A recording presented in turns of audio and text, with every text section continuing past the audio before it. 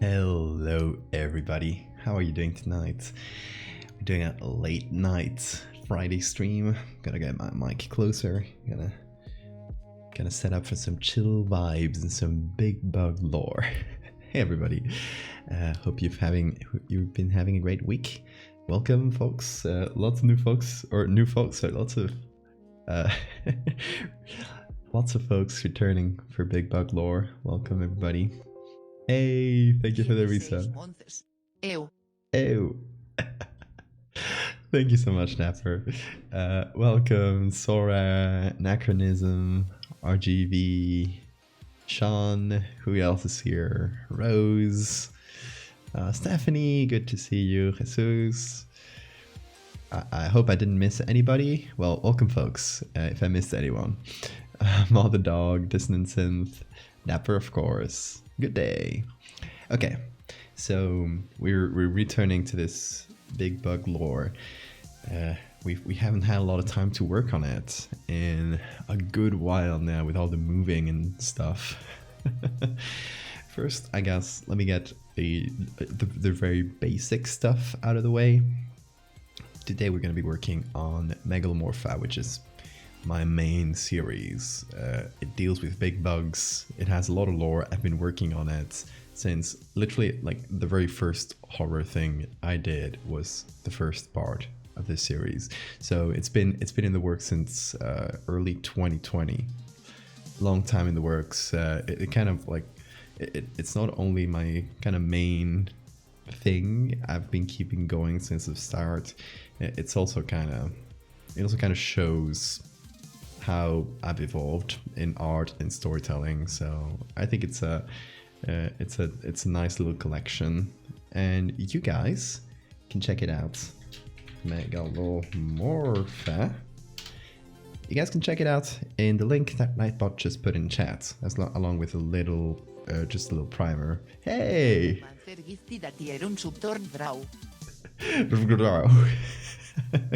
Good attempt, text to speech. Thank you so much, Dapper.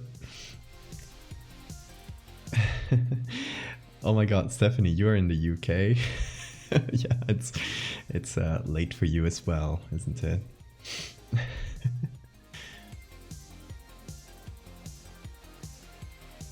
Got the shirts today and they're comfy and awesome. Nice. Glad you enjoy them. It is an obscene time for a stream. Yes, I'm very sorry I started late.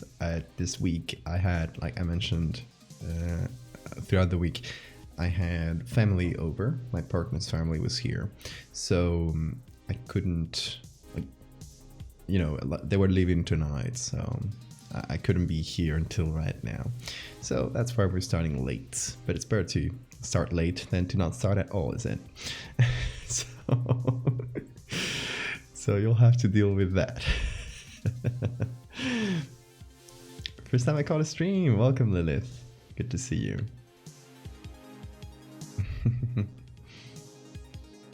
Got a lurk. Have a good stream. Okay, Dapper. Have a good lurk. Thanks for coming and for the gifted sub. Jeremy, thank you for the follow. And Lilith and Gedano. Welcome, folks. So who here, I just want like a kind of a quick show of hands to know like how much should I explain. Who here does not know what Megalomorpha is or has never read like any of Megalomorpha? Because I would like to know if I should explain from the very, very basics or if I should kind of jump into it.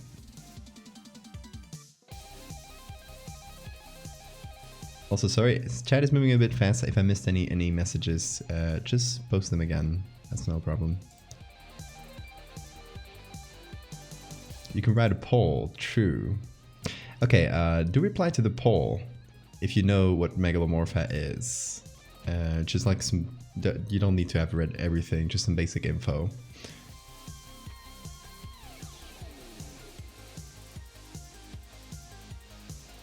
So I got plenty of water today.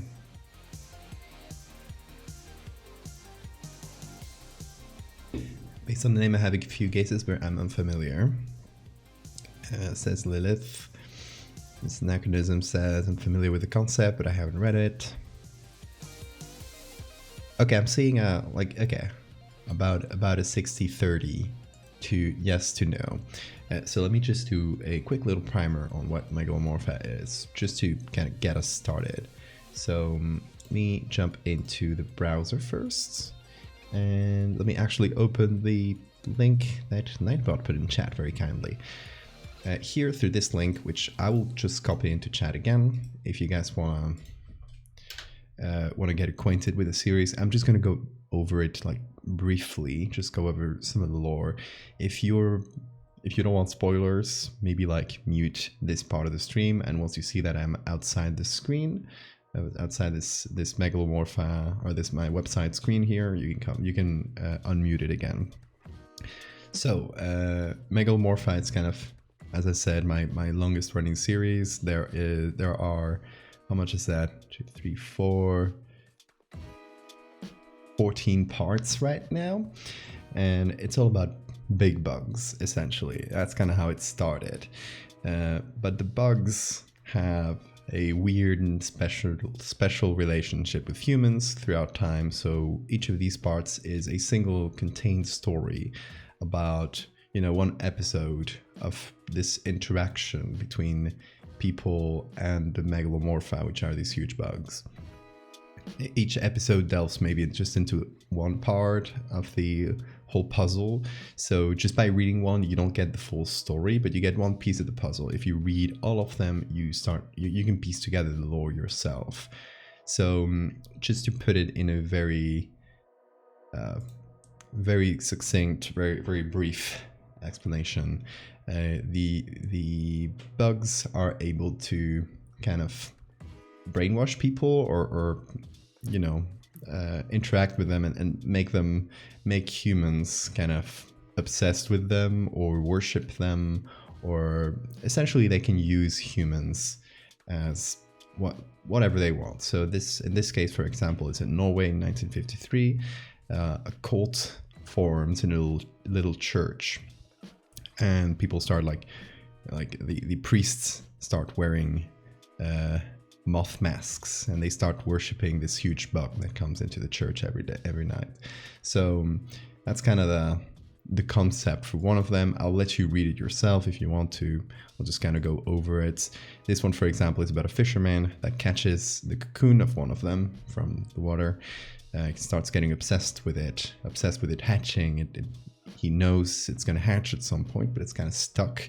So he figures out a way to make it hatch, which I will not be explaining. Is there an order they should be read in? Good question. The order doesn't matter too much because each story is kind of independent. They don't depend. The only one that might depend on others is this one here, which deals with a character that appears in this story.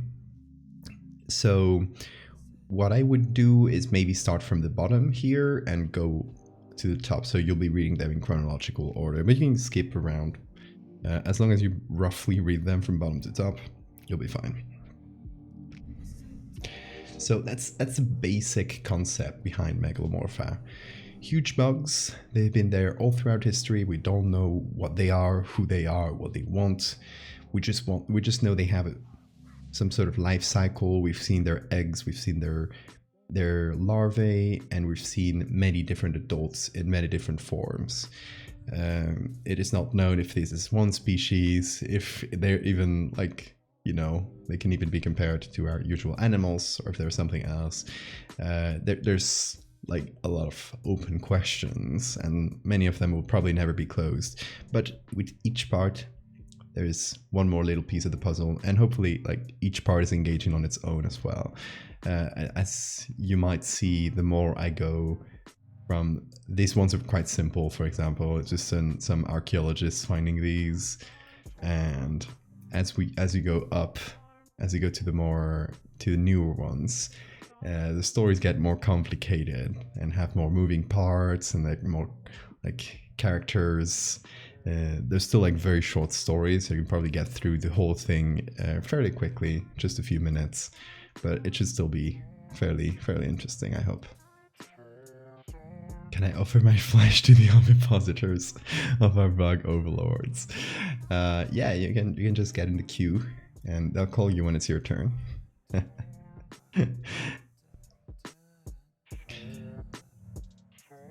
Stumbling through tax filing with a new employer. This dream is my excuse to suffer the night. Hell yeah. I'm glad you found a good excuse. Okay, so the last part I did is this one with a cult. It was also the most popular, which makes me really. I'm kind of proud that even though this is the 14th part in a series, people can still like come in absolutely fresh without ever having seen any of Megalomorpha and just read this and enjoy it on its own. And if they like it, they can keep going and keep delving. I kind of want this to feel. So of course, there's a story that was meant to be shared on the internet. That makes sense. It's just its own beast in that sense. There's something I love about the internet, and it's weird rabbit holes. Like you find something weird and you dig and you find more and more and more and you start piecing things together. That's a very fun, interesting thing about the internet. So this is kind of what I wanted to feel like. Of course, it's a bit more directed than any old rabbit hole. Like it's a story that you're meant to sort of discover a little bit. But the idea is that you find one of these randomly and it piques your interest and you go like, oh, there's a link to more here. So you start checking them out. Like maybe just, oh, I'm seeing these thumbnails and this one calls my attention. So I just check it out. And this one calls my attention. And slowly you start piecing things together. That's how I hope it feels when you stumble upon this. So yeah, if you're interested, again, the link, I'll be posting it periodically in chat so you guys can read it on your own terms, on your own order. You're free to engage with it in any way you prefer. You can find it here. You can find it on Twitter if you go to my Twitter accounts, and just let me put my Twitter as well. Of course, most of you probably know my Twitter. You can go to the pinned link in the chat and just find them in Twitter thread form, which is very similar to what you'll find on this website. But you can also see like comments and stuff, which may be a little more engaging if you guys prefer that. Let me catch up with the follows. Lots of people. Lamp Street, lovely Joanne. Strela, welcome folks. I have a tattoo of a moth tarot card on my arm. I just feel very called out by this story. Well, it was made to call you out. Okay, I'm kidding. We haven't worked on this in a good while, so most of you will probably not know what this part of the story entails. So let me just go over it again and explain it to you. And the idea of this stream is to just go over what we have, make whatever else we need, figure out the final lore, put it together, tie it up with a little knot, and we're probably done with this. We got like 2 main images, which is what I usually aim for, to have like 2 like interesting, engaging images, and then maybe some other like filler ones to kind of set up the story, which we might be able to find or not. It's not like, maybe we'll do some fillers which we have to edit. Some others might just be pretty much unedited. Lovely to find more horror art streamers. Hell yeah. There's few of us, but we're here. Thank you, Igor. If that's how you read it. Igor. Maybe. Or Igor. Did a stag beetle drawing, because apparently they were considered to be related to the devil. Burn out homes via coal. Oh, I've heard about that. Yeah, I've heard about that little piece of folklore. That's fantastic. Okay, so quick story so far. We got these 2 images. The family with the giant mosquito and the giant mosquito in the attic. So this story takes place in Mexico in the year... Did I note this down? I guess I forgot the year, or I might have noted it down somewhere. But we can just find the year this was taken in and just use that. So it takes place in Mexico, let's say like 1920s, 1910s, something like this, probably. So this family, in the moment we discover it, like in the moment we see these pictures, stuck like frozen in this moment in time, it's a family that for generations has had this giant mosquito. This, of course, this individual of Megalomorpha in their home, and the mosquito has been, you know, feeding on them. They're just kind of like using them to keep itself fed and live for as long as it can. As you guys may see, the mosquito has some human features, and that's not something we'll be delving like too much into the story. Like, how is this individual of Megalomorpha, how does it have human features? That's something you can probably piece together by seeing previous stories. But just to catch you up on the lore, there is certain individuals of Megalomorpha that have human features or kind of blended with a human somehow. In this case, it's using the human's bones as kind of a skeletal structure. There's little things like hands, general posture, etc. that doesn't match a normal mosquito's. But yeah, that's the general gist of it, sort of a hybrid. The family believes that the mosquito is just like a normal part of their family. They just call him Uncle something. I had it in my notes here. I have Alfredo because that's a like fairly common Spanish name, like Tío Alfredo. This family, yeah, did I say it? It's in Mexico, yeah. So Spanish name, of course. They would call this family like Uncle Alfredo, and it would kind of feel to them like a member of their family. And the whole like Uncle Alfredo feeds on everyone and just will suck your blood out is like a normal part of the family, like a tradition.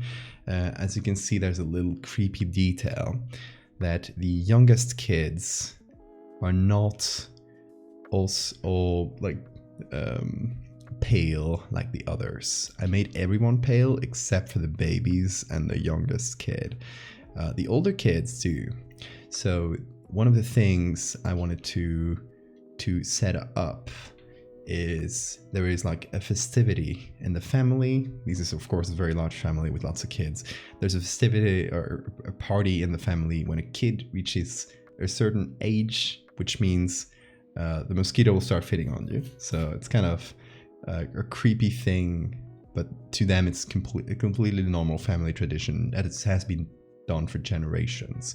We don't know exactly if the bones that conform this bug were ever part of a family member, if it's if there's a part of reality to it, if there is really like a part of a family member of that mosquito or not. I think I'm going to leave that unclear.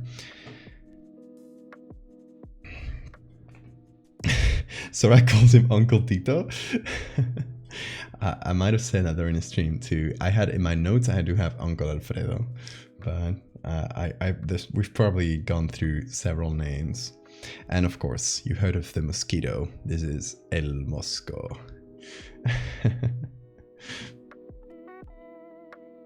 No,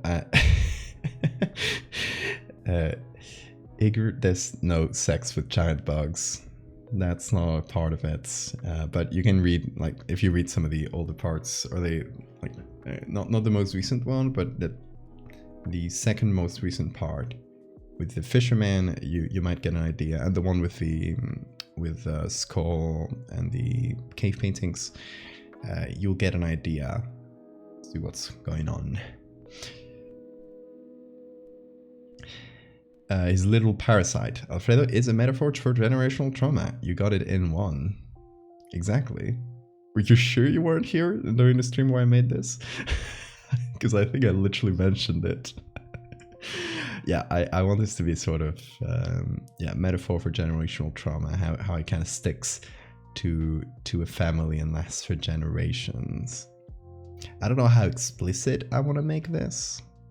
Like, I don't want to outright state it, of course, because it is meant to be a very literal story. It's not meant to be a metaphorical thing. There's a thing that happened in this world. So I do want it to be a metaphor for that, but I don't know how thick I should lay it on, if that makes sense.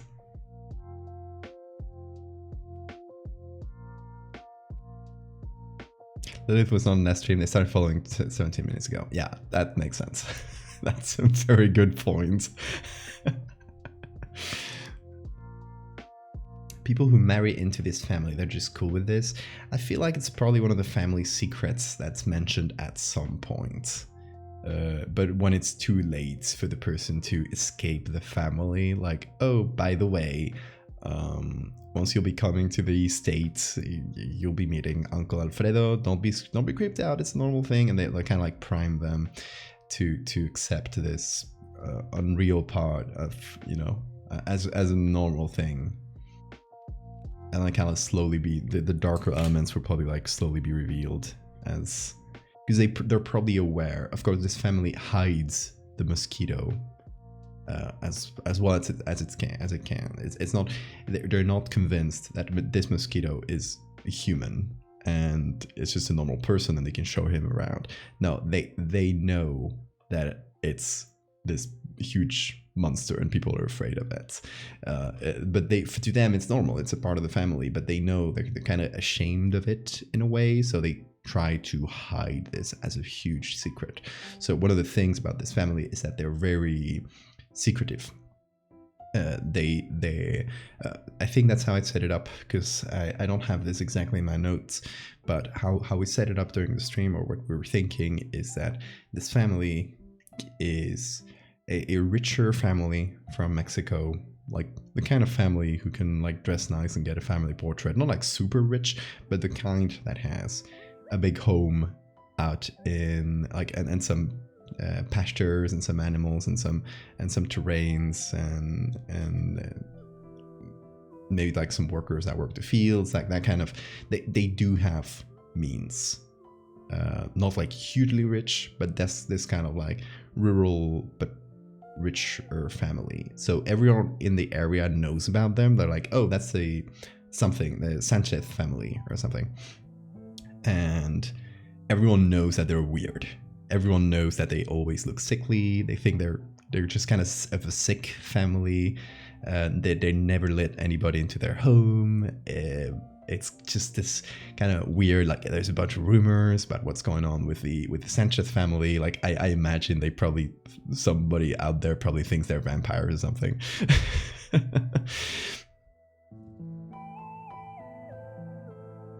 I think any more would be too thick. Yeah, you're probably right. I won't like explicitly state it that it's a generational trauma thing. Yeah, I think it's obvious enough as you picked it up directly. I assume it's a female mosquito since it bites. Well, that would be you assuming that this is exactly the same as a normal mosquito. This is a huge monster. Can you even describe them as female or male? Do you even know if they have like a biological sex? I mean, maybe if you get like some DNA tests and run them, you might get your whole blood drained out of you. But you know, it's a good attempt.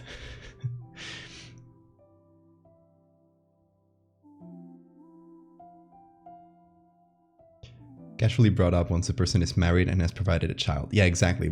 I think this would be like the secret of the family, like a pretty big secret. So the Moscow here, the Tío Alfredo, would be like hidden, and that's why we did the picture in the attic, because the attic is where it lives. It's just there. People sometimes go up to the attic to feed it, essentially, like let it get their blood, and the only time like the mosquito is paraded around is to get this photo, which of course is like a pretty professional photo with a backdrop. It's taken in a studio, evidently, like not a very good studio. You can see like the columns of the building here.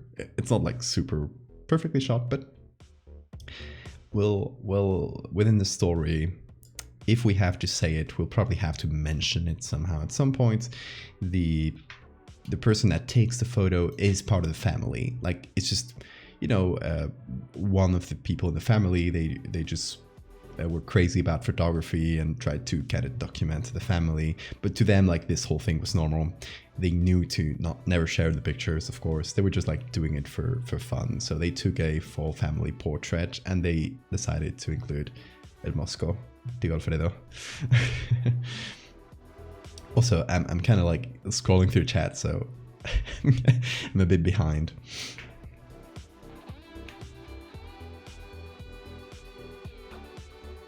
Maybe El Mosco ventures sometimes and sucks hairless neighbors dry, so the family can scoop up the land cheaply. Airless, not hairless, yeah. that's a good one. Yeah, maybe the Moscow is sometimes goes out. Local kids dare each other to sneak a peek at Uncle Alfredo's attic window to get a glimpse of their secret. Yeah, they try to get close to the home, and it's kind of like, it's a bit of a haunted house of the town.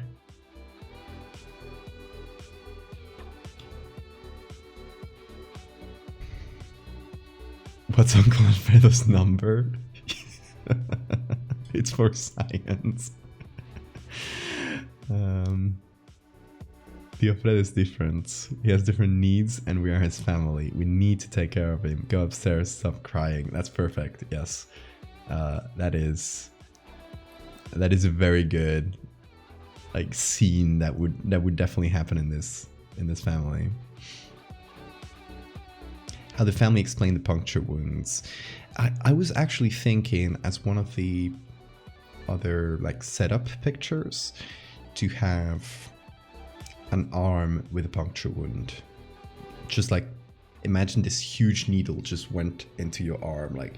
I imagine it's just here, and it's just this big oval puncture wound. Pedro Paramo, yeah. I recommend that novel. Just had a realization. Megalomorph is a horror version of the old cartoon. Growing up creepy. I haven't seen that, so I can't comment on the truth of that. Yeah, bug lore. We're figuring out the bug lore for this and this photo, and seeing how we can set it into a nice self-contained story. We don't want to go over long and explain the whole dynamic of this family. We just want to give snippets and let people imagine the rest, because that's a lot of what Megalomorpha is, and that's a lot of what my art is. You give someone a photo that sets an image in their mind, you tell them a bit of a story, and then you kind of let them do the rest, if that makes sense. That works very well with horror. I think that the worst horrors are the ones you have to imagine yourself, not the ones you're shown. So maybe if we show the Uncle Tito Alfredo here drinking someone's blood as one of the photos, that would be a bit too much. Maybe we want to let people imagine that part. Maybe we just show how the monster looks, we show the results of it feeding, and we just let people imagine how it feeds. Which maybe is a point against doing a puncture wound. Maybe we let people imagine how it does it.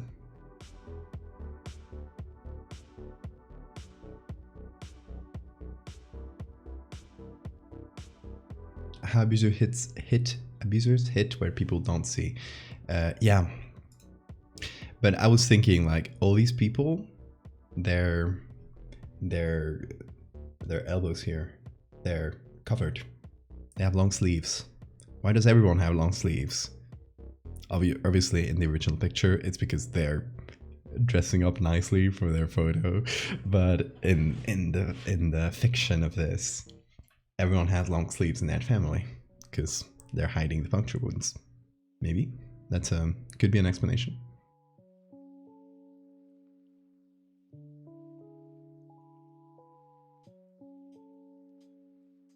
Does Fredo do the normal thing mosquitoes do, where they also give a bit of painkiller in their bite, so you don't notice it. Maybe that would be another little piece of lore to put in there. We all know what over-explaining and over-complicated did to the back rooms. True. Yeah, that's actually one of the fears, quote unquote, like one of the things I'm worried about with Megalomorpha. As I do more and more parts, is that as I do more of them, the mystery is becoming clearer. And at some point, like, what mystery strings can I still pull? I obviously don't want any of the photos, any of the stories to tell the whole thing. We're never going to see, or I don't think we'll ever see, unless I can find a really good way to make this, we're never going to see the story of Megalomorpha from the egg to the adults and the whole process where how it blends with a human, and we're never going to see that. We're only going to see snippets of the Megalomorpha's life cycle through like different tiny snippets, because I still want, like, through reading the whole thing, I do want people to come out with some solutions to the mystery, obviously with questions as well, but I don't want them to read a specific part and go like, yeah, okay, I know what this is about, I know like what's going on, I know their thing, bye. That's it. I think you've broken the mystery at that point. So yeah, I'm trying exactly like that. That whole backrooms over explaining bits is, I think, a very good comparison to put as to what I don't want to do here, if that makes sense. But we have 14 parts, and you know, the lore has been expanding as we've been going. The funny thing is that some of the earlier parts, with the context of the newer ones, definitely gain a different, kind of a different explanation. If you read it in order, I don't want to go into too many spoilers, but if you read it in order and you read this very first one about a cocoon and it was buried next to the Viking graves. You're like, why was it buried next to graves? And then you read some of the further stories and you go like, oh, now that little part makes sense. And it gains retroactively, I guess. It gains a new explanation, which I think it's one of the fun things I want to try to do.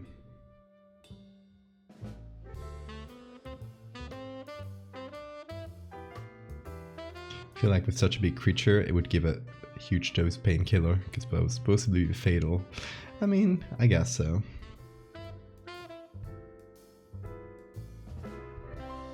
Much to the chagrin of the main unibiologist who came to inspect it, the townspeople were right. You're reading through this one, right? Aren't you? Yeah. That's, yeah. How many parts do you see Megalomorpha having? I don't know, because this is very freeform. This, for example, I got the Fractal series, and the Fractal series to me has a very definite beginning and end. It starts with this incident with something gets spilled into the water, and it just grows and grows and grows and grows, and eventually if you've been seeing where the Fractal series has been going, it goes into apocalypse eventually. Also, if you haven't read the Fractal series, give it a read. It's weird. It has body horror. It has, you know, the concept of fractal taking over the world. Still unfinished. Like Megalomorpha, they're both like in progress, but you'll probably find it fun if you like the kind of things I do and you haven't read it yet. So this series is headed into a very specific direction. I know where it's going. I know the main steps I gotta take to get there. I don't know exactly how many parts are left though. I know there's still a few. It'll probably, like, the final number will probably crystallize as we get closer to the end. But this one, at the point it is right now, it's closer to the end than the beginning. For fractal, for megalomorpha, I have no clue. As long as I can keep pulling strings of mystery and keep people interested in the lore and what's going on, I can probably keep it going. But at some point, I'll just kind of run out of stuff to say, and then it'll just kind of finish, I guess, anticlimactically, because it'll just be like, you got all the pieces, you make the puzzle yourself. I'm never going to tell the whole puzzle. There's not going to be, I don't think there's ever going to be a climactic end to it. It's always going to be like a rabbit hole you delve into. I don't think it's a kind of story that deserves an ending of sorts, if that makes sense, right? It's just going to keep going until the mystery is no more, I guess. Sorry, by the way, I'm going on tangents all the time, but it's kind of, I figured today, since we're doing a late stream and we're just going to be chatting for a while, I figured I would kind of show my thought process, how I approach these kinds of things, how I approach the stories, how I do a little bit of research, which we'll be doing shortly, to figure out like the time period, whatever I need to make to fit things in the time and in the area. Didn't you mention turning Megalomorph into a full book at some point? I would love to. I'd love to turn it into a book and maybe expand on the stories a little bit. Maybe take the Simon Stalenhag method and have kind of this art book, but with little snippets of story. That's what he does, and there is a running story throughout them. So that's what I'm thinking with Megalomorpha. Mostly art book, but with the running story. So it would probably be expanded compared to what you see on Twitter. On Twitter, I do have a character limit, so I try to write within those constraints, which probably is to the advantage of the story because it helps me keep things tight. But with no limits, I'll probably expand on each of them a little bit, maybe add some extra photos wherever needed, like remake some of the older photos that I don't think hold up that well. That kind of thing. That's what I would do if I made it into a book. But yeah, if you're a publisher and you're interested in that, talk to me. I like the series because it gives us snippets, but gives a lot of the mystery behind it. Exactly, that's what I've tried to. That's what I try to do.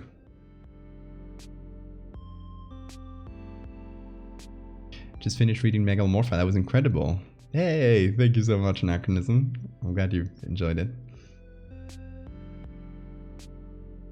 I love the statues. Those are my favorite parts.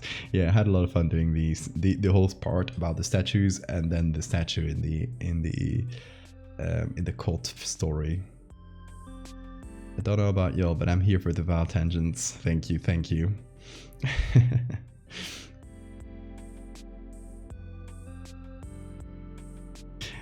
I speculate that at least one Megalomorph is heading in the sewers of early New York. That would be fun.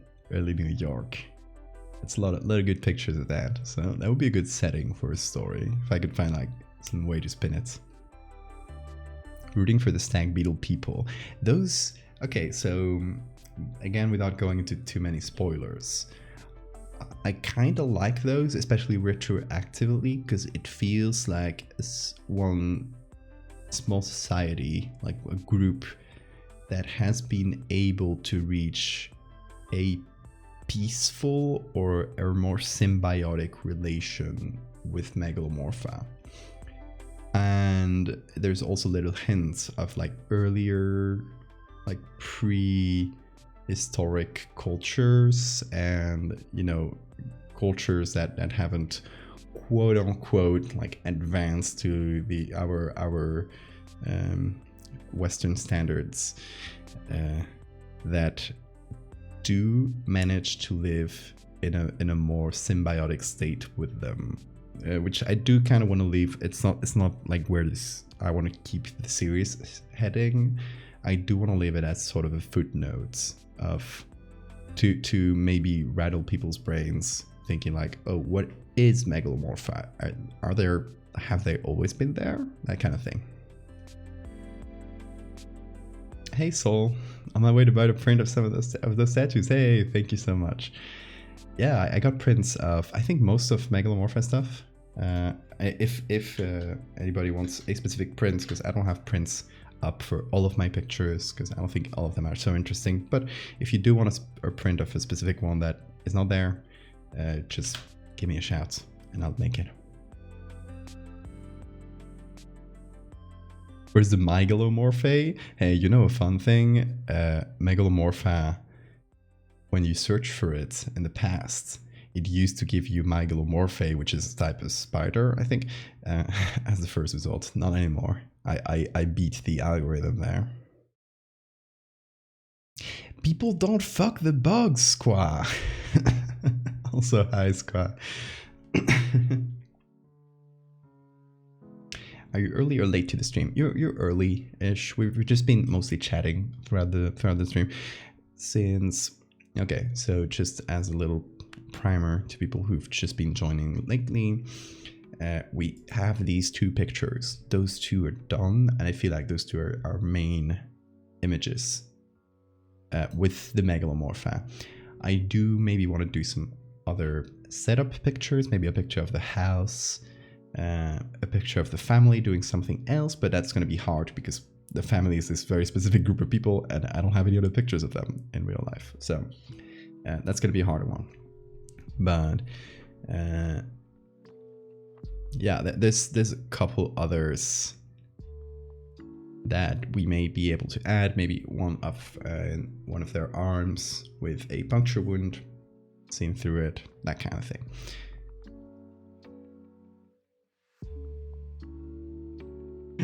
You fucked the fox. No.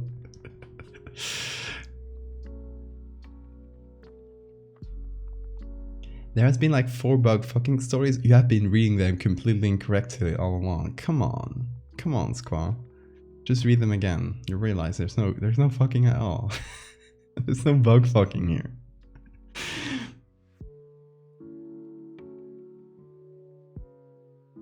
Why are we talking about insect fetishes? Squaw came into chat, and Squaw keeps insisting that the stories are about people fucking bugs. I don't know where they get that. I just kept having throating slips.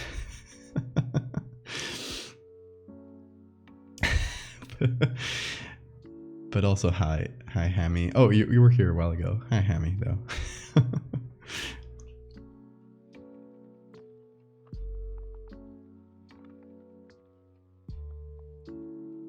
Well, no, bugs lay eggs.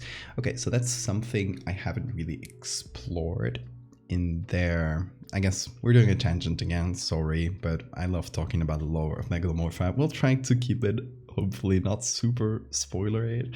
I don't want to like give everything away or give all the stories away as I go. I'm gonna try and keep it tame, but one of the stories we can see the eggs. That's the only real story where we do see the eggs, and they're in this shape underwater, with one of the Megalomorpha protecting them. Probably the biggest one, and we see the larvae twice. We see them here underwater. We see them here in the ice, but kind of in the water still.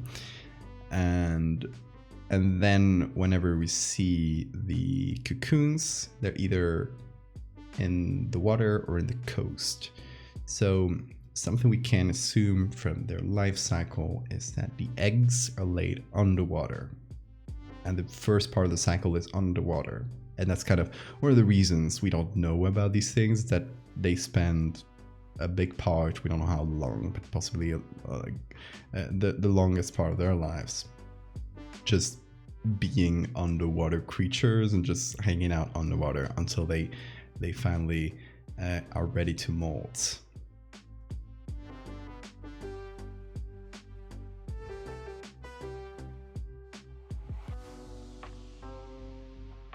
Hey Vils, thank you. Also, there is one specific thing about Megalomorpha. Oh, teach me more in Spanish. Well, bug is bicho. Un bicho. So, one of the things about Megalomorpha, which I do get a lot of people saying, oh, you should do this kind of spider, you should do this. Mantis, you should do X or Y. Megalomorpha specifically, the whole story or the kind of one of the overarching themes is metamorphosis. So the only bugs that I've kind of set as a limit, the only bugs I can choose for Megalomorpha are the ones that go through full metamorphosis. That's not partial metamorphosis, that's full metamorphosis.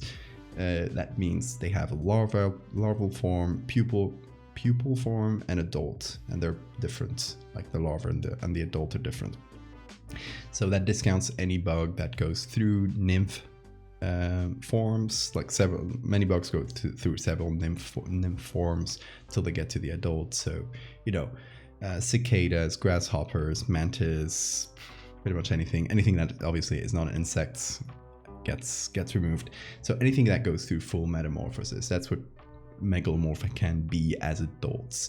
As larvae, they've always been beetle larvae specifically. And as far as pupas, they've mostly been moth pupas. So I'm kind of mixing them together. The adults, though, they can be pretty much any form. It's not left super clear if that's like how they choose their form, or if it's an individual thing where each individual will look different, and some will happen to look a bit more like a moth and some will happen to look a bit more like a beetle, etc. Mosquito, you guess, like anything you can think of, as long as they have full metamorphosis. So that's one of the, again, a tangent, that's one of the things about Megalomorpha lore that I don't mind kind of spoiling, quote unquote, because it's just an underlying thing. It's never said explicitly, it's never going to be a big part of the story. It's just one of the limits I set to myself.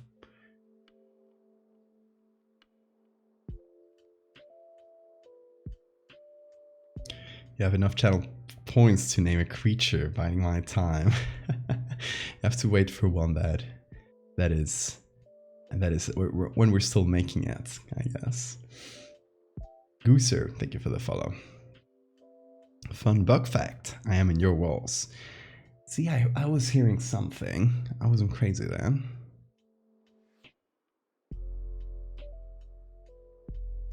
How do they get the oxygen required for them to get to that size? Bug magic. Obviously, we can't explain all of Megalomorpha through science. As much as we try to use the lens of the bugs we know, there's a lot we don't know about them and what their true nature might be. How do they get the oxygen? Who knows? Maybe you can find a dead one and dissect it.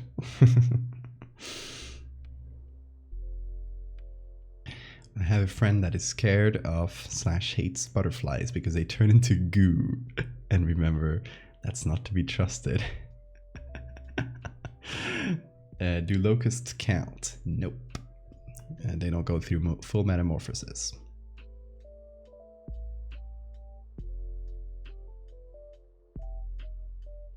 It would be super interesting to see a therapist trying to reverse the obsession on a patient of something of the sort. That would be an interesting one. Feels like it would be more, like, better for example, a book form of this, where you can you can be a bit more wordy instead of having to explain things through images. I feel like that would be a very hard thing to explain through images, but definitely a very good writing prompt for one of these parts. Bug magic, yeah, that's when you don't know how to explain something in horror, and it still has to make sense, right? Because it still has to make at least logical sense. So you just have to explain it. Bug magic.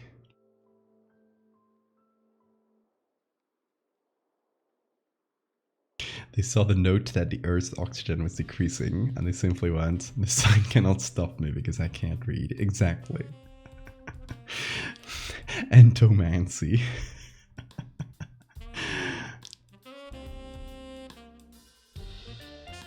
Mosquitoes go through metamorphosis. They do. They have very interesting life cycles. And their larvae are like the Megalomorpha, actually. The larvae live underwater, when they're ready to hatch, or when they're ready to molt, sorry, they go to the surface and they kind of like form little rafts of a lot of pupae that are on the surface of the water. When they're ready to finally become adults, they just pop out from the top and just leave to the surface. Very interesting. Mosquitoes, as annoying as they are, have like very interesting life cycles and are just interesting animals on their own. I'm a fan of science horror. I am as well. But I feel like you have to handle that kind of stuff very, very carefully, because in horror there is such a thing as over-explaining, and I think SCP falls into that very often, unfortunately. I think the best SCPs are the ones that are left the most mysterious, because that's usually what you want to do with horror. So SCPs do have like a very fine line, because they do have to sound sciencey, but they can't explain a lot. So it's definitely a hard thing to do, I would say. And I feel like that's the most common pitfall for SCPs. Again, we're going on a tangent. We go from tangent to tangent today. Could a megalomorph mosquito suck a human dry? That's a word with many implications, but no, the megalomorpha here knows it's not like stupid enough to drain enough blood from a human to kill them, since it does want to use these humans as essentially walking blood bags.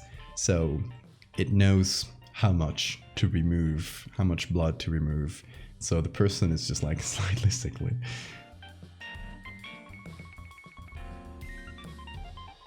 Megalomorpha is my favorite because it just says bug, but big. Yeah, basically.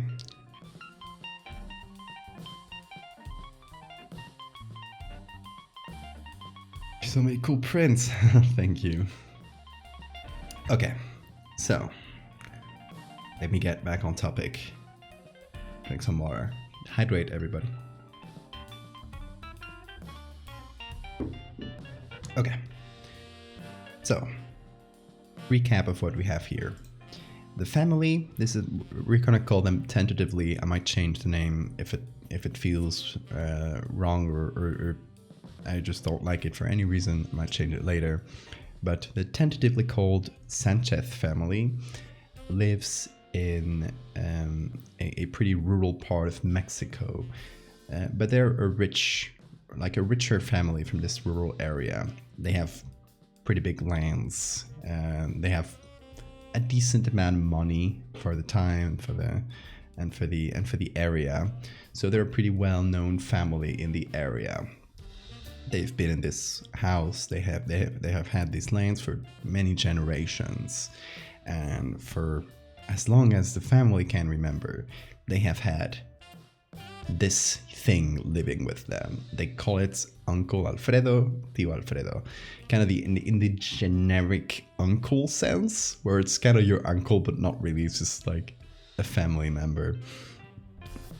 Again, I might change the name Alfredo to something else, but we don't know if some part of this bug, as you can see, it has human parts. We can't see if some part of this bug, or we don't know if some part of this bug used to be actually a family member, and that's why they treat it as a family member, or if the bug has brainwashed them into thinking it's a family member, or both. We don't really know. The case is Uncle Alfredo here has brainwashed this whole family into basically acting as human blood bags for it.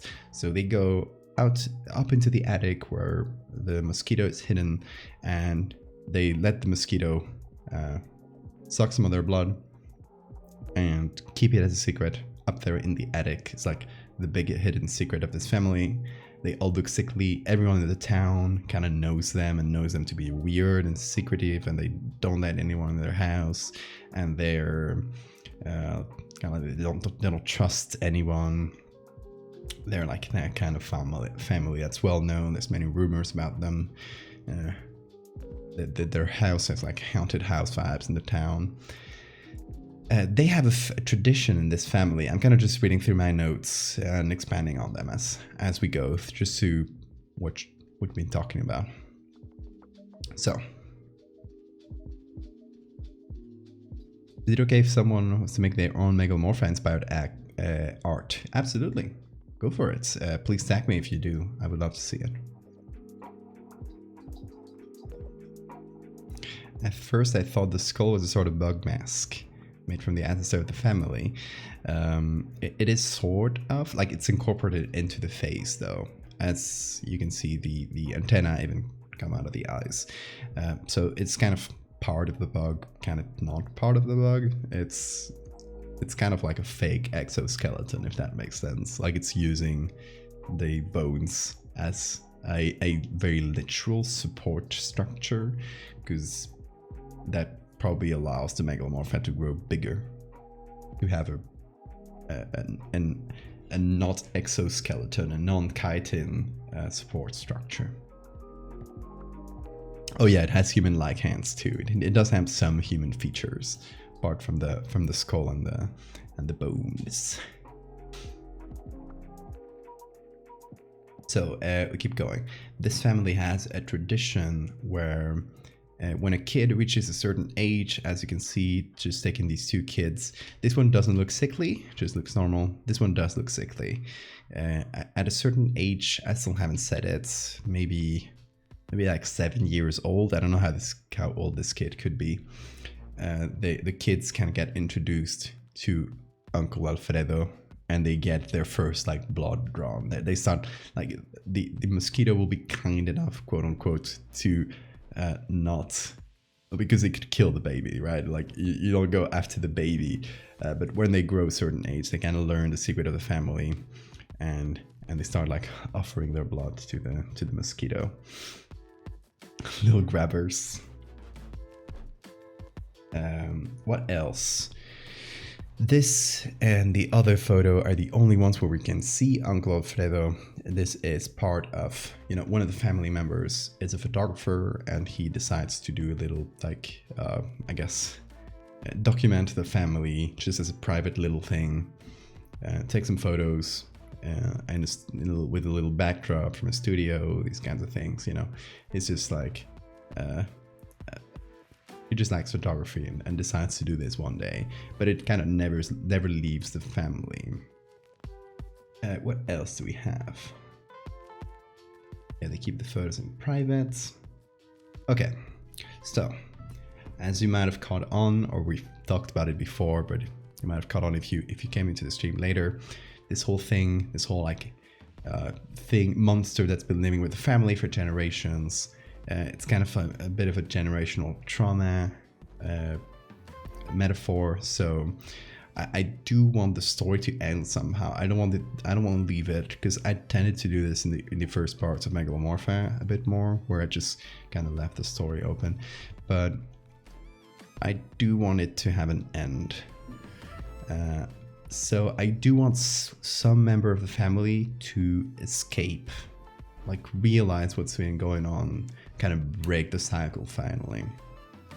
That's how I feel it should end, but I just don't have the specific concept of how that should be done, because my first instinct was like, oh, they burned the house, and we have a picture of the house burning for in the story, but we literally just did that. That's how the last story ends. Again, without going to the whole spoilers, you can read the story yourself if you want to see how it leads up to that.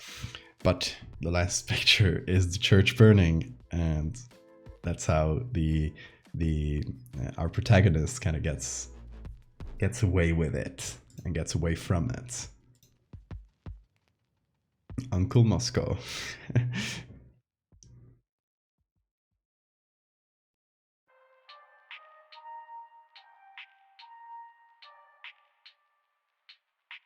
Smoke out Uncle Alfredo. Simple escape plan, bullets. I feel like its hands feel hard and weirdly hairy in the wrong way. Oof. Oh, yeah, I hate that. That's a very good way to put it, Lilith. I hate big bugs. Okay, yeah, we need a way to maybe even if the end of like the how the what happens to Uncle Alfredo here is unclear. I do want someone to break the cycle somehow. Preferably not in a fire, because we just did that. And it would be a bit weird to end every story with someone burned a building. That's as funny as that would be. So it does have to be someone breaking the cycle. Of course, they have to get the photos out to document or to at least like keep something of the family.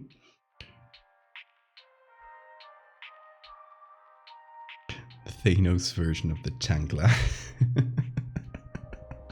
Abuelita beats Fredo down with the chancla. The bug is found out, it escapes to infect another family.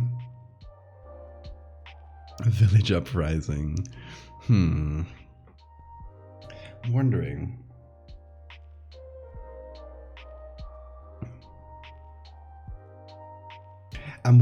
If, okay, we do have to set up how these photos were taken. So we do need the photographer guy. That has to be like a character, even if it's like mentioned in passing, but our word count is very small. So we have to be very efficient with it. So our photographer could be also the person who escapes.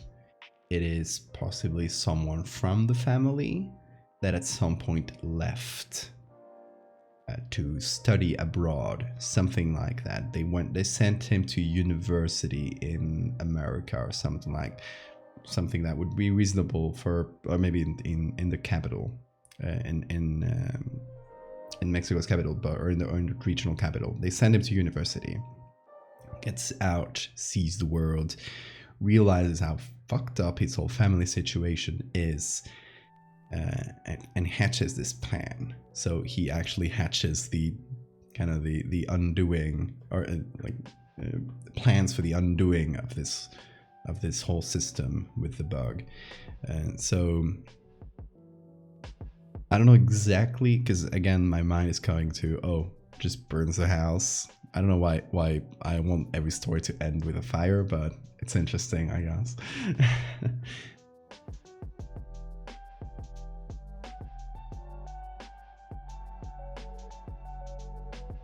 The bug gets really hungry, it takes the blood from a known family member.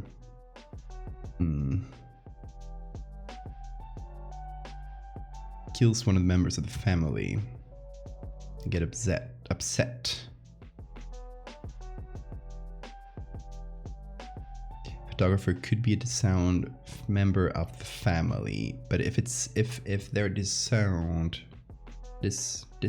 yeah, they wouldn't be able to, go back to the family and take those photos, preferably possibly when before shit goes down.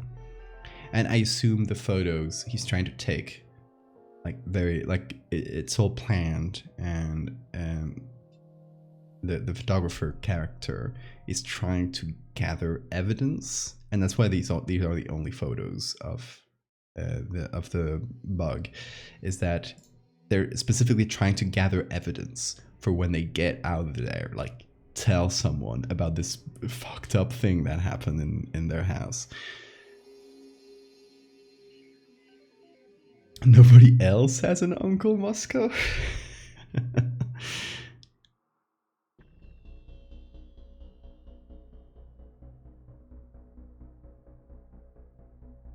Escapee manages to shoot and kill the mosquito.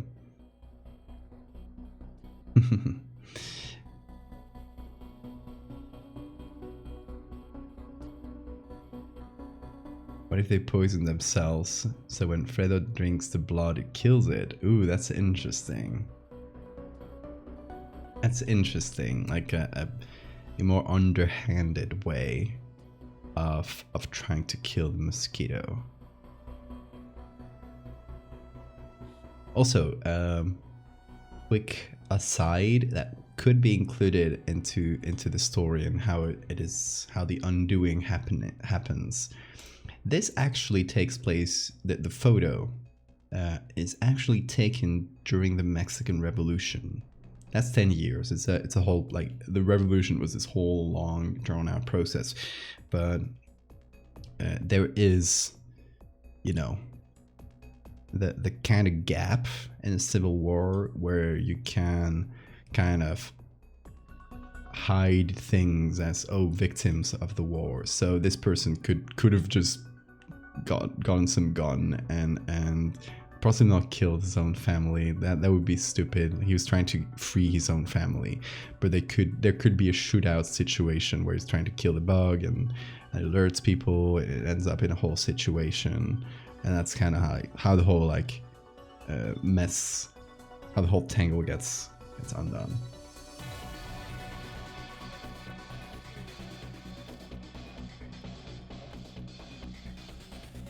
But I do kind of like the poison, like poisoning himself to, like, before the bug drinks his blood, and trying to kill the bug that way. But maybe he ends up dying in the process. Like, the plan doesn't go well, and the photos somehow can get out. Maybe through another person who was, or another family member who was like in cahoots with them, but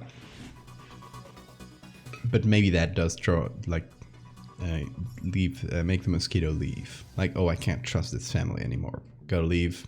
Make a new place somewhere.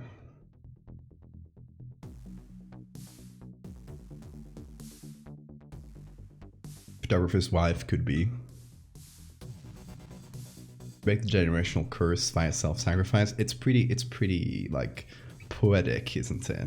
Like he managed, or they managed to break the generational curse, but it costs their own life. It's quite interesting.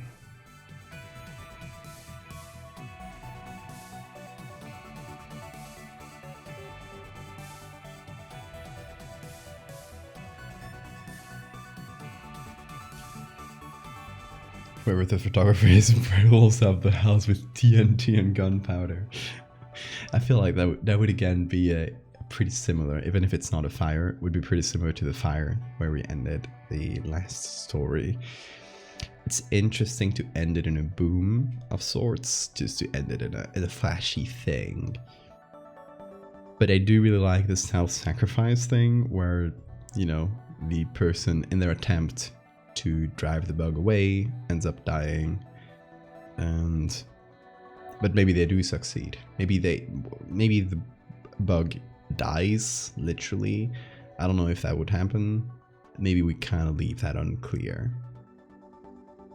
But the interesting thing, or the poison thing is very interesting, but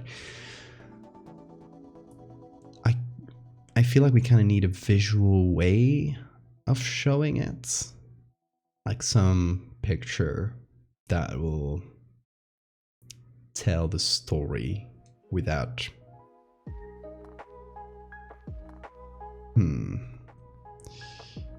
maybe not showing the moment directly, because who's taking that photo if the photographer is dying? But what about a funeral? And Moscow died on the way to his home planet.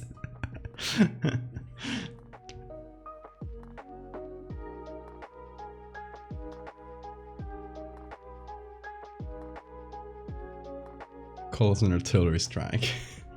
Easy. Okay, I think the poison thing is, so far it's my favorite way of bringing it to a close. What if we had, as a final picture, we had a burial, a closed casket burial, hopefully something we can find from the era that feels like it could be from Mexico, and we don't know what's inside the casket. We leave that unclear. So we leave it at, the last thing we know is the guy is gonna go in there, gonna poison himself and then feed the mosquito with his poisoned blood after taking these photos. The last thing we know is he went in. Next news we have is there is someone from the family is getting buried. And we don't know who. We just know it's like a private service of sorts. They're just burying someone. And we don't know if it's a mosquito, if it's a guy. We kind of leave.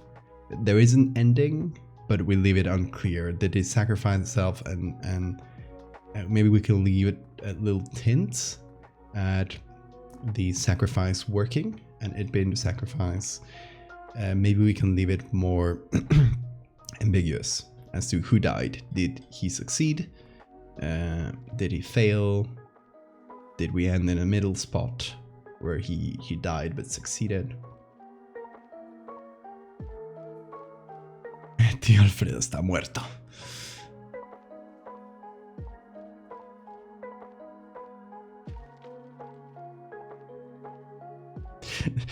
Mosquito legs just poking out of the casket.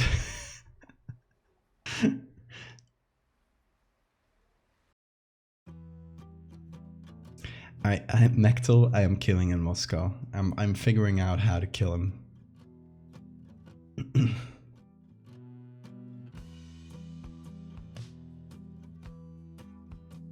So I feel like we don't have to visually show the poison parts, which I think some people in chat have been trying to figure out how to visually show the poison.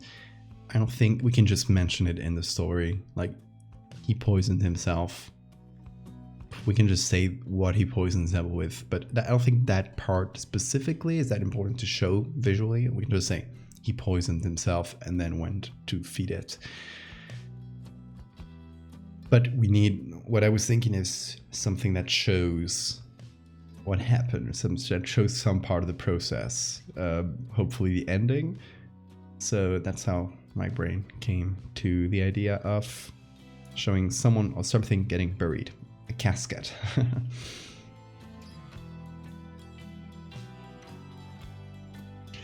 Let's leave my lurk, body hurts too much. Okay, Sora, have a good rest. You sleep well.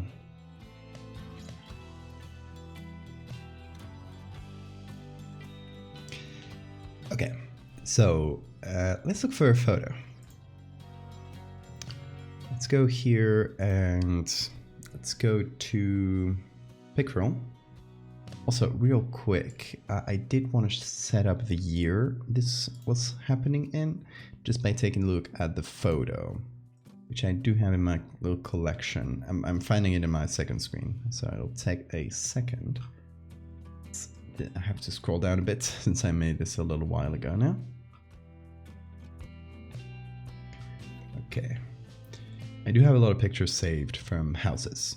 In case we need to show their house, I have things like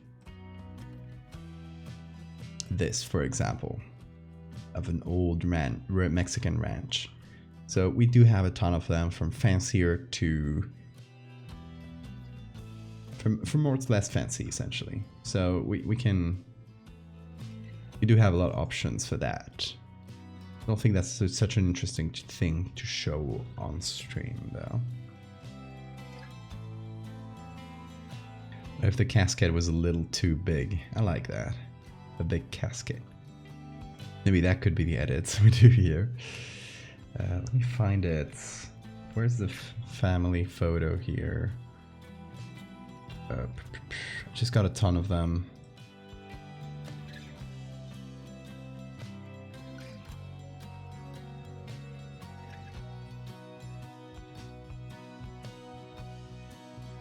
There it is. Okay, so this is a family portrait we ended up using. As you can see, it's a bit lower contrast in here. The dates are 1910 to 1919, so it could be, you know, in the 1910s at some point. And I'll just note it down here so I don't have to look it up again. And it happens I think that's pretty important to also include in the story, because these people are dressed like in a pretty like traditional garb. So, or like there's at least some traditional elements to the garb, even if some of it is more general or internationally recognized, like the little kid with a sailor cap. But this happens in Yautepec, Morelos, Mexico. So I'm just gonna note that down in my little notes here, so that I can easily find it if needed.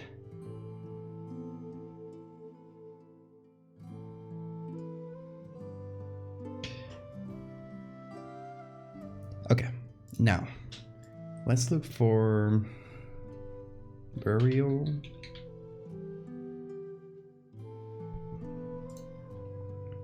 It said that. Ooh. This slightly creepy, but there's too many people. Of course, this should be kind of a private service type of deal.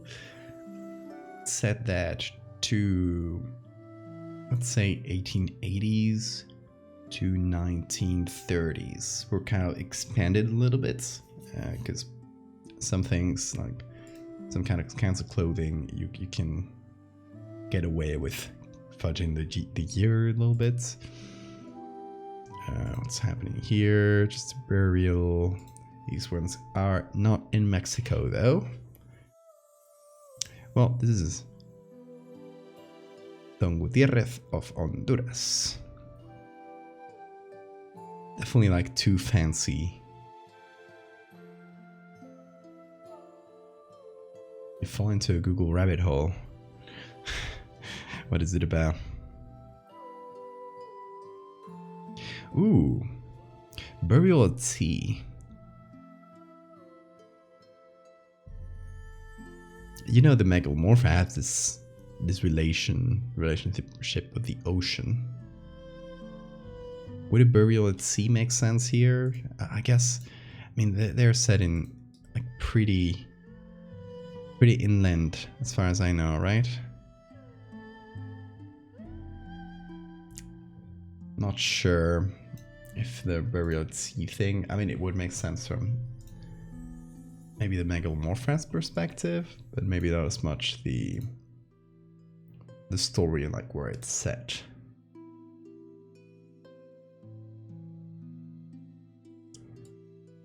And it's actually fairly close to Mexico City.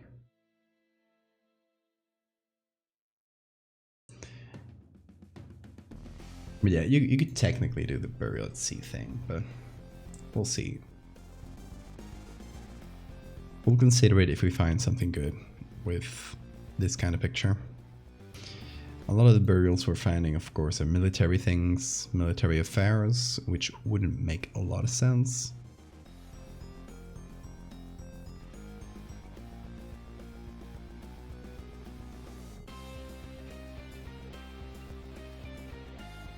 Does have a sailor cap. That is true. Maybe they have some ties to the sea as a family.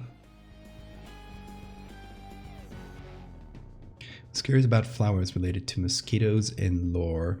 Instead found research articles about why certain flowers attract mosquitoes. Huh, interesting. Also an Aztec delicacy made with bug eggs from watery region. I would try that because I'm willing to try anything. That sounds a bit icky. Bug eggs.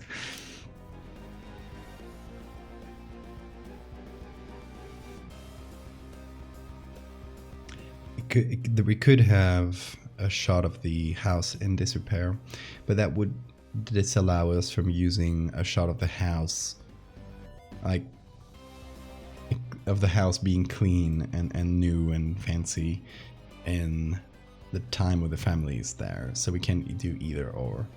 Either a destroyed house, unless we find the same house in both forms, which would pretty much be impossible.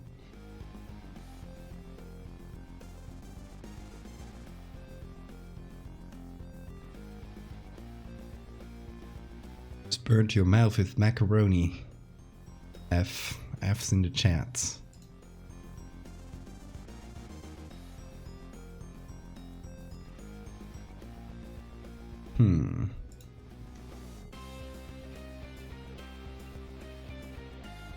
These ones with a lot of people.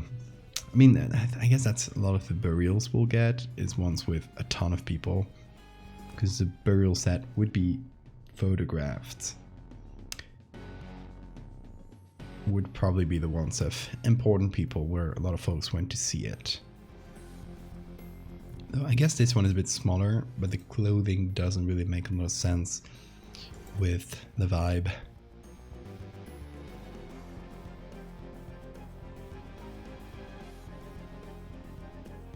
I want to do some fan art for this series because insects are so cool. Well, I would love to see it. Please let me know if you do.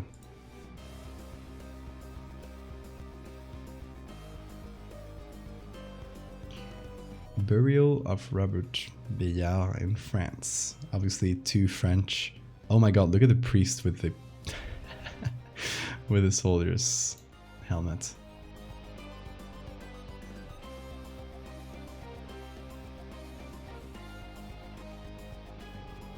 Oh, this is cool. It's not what we're looking for, of course, but.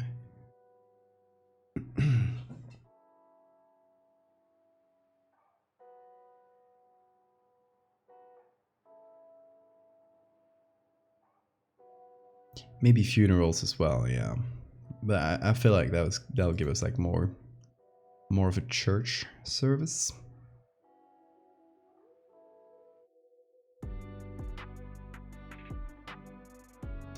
But yeah, we seem to be running out of pictures.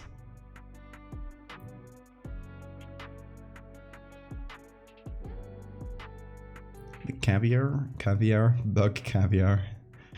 Made into pancakes with a fishy flavor. Interesting. Maybe add the word family.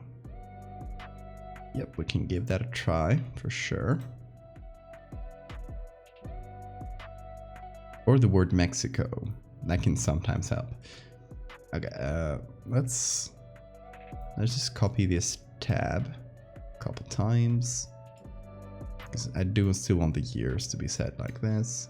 And I will change this to funeral.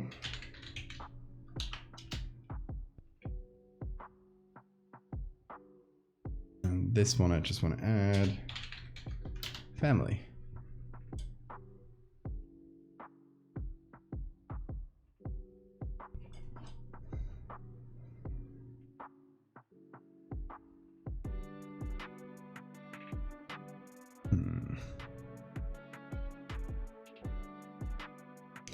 It's not really setting the years very well, because these are definitely modern.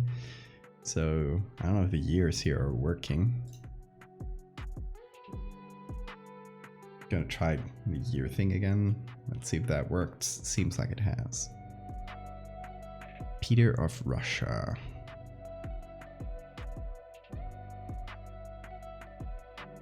So we seem to be getting a lot of the same. Which makes sense. Could always crop out the people, but that's not always possible, but it is a possibility, of course.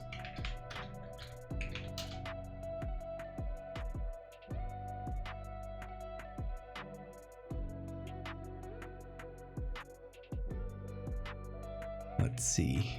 This one has Mexico in search. It doesn't have the year thing.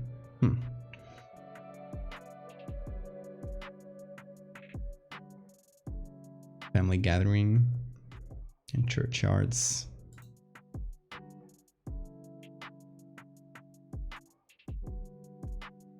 I mean, we have a kind of yard here. It feels very... apparently it's in Massachusetts, but it could work well enough. But we would need to add the full burial there.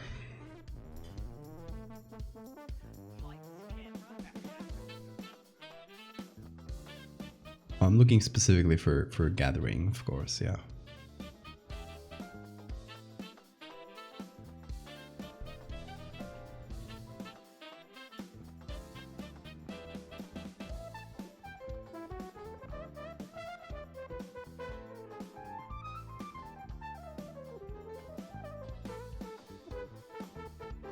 I mean, it could potentially be just a gathering of people that we can add a casket to, of course.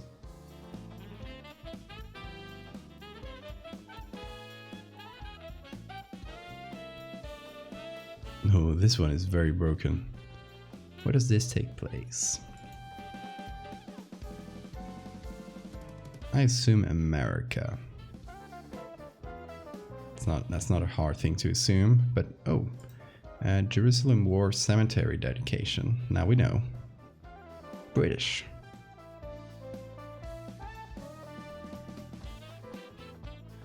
Yeah, procession might be too public. We did find some of processions, but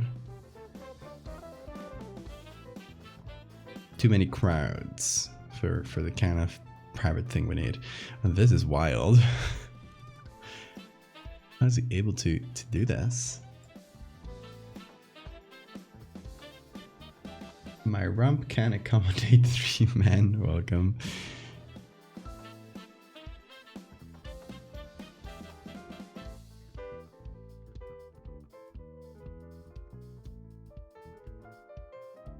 So we're getting a lot of American funerals, especially of, you know, important American people, which is definitely not the vibe we're looking for. Too formal and too white and too many people, mostly.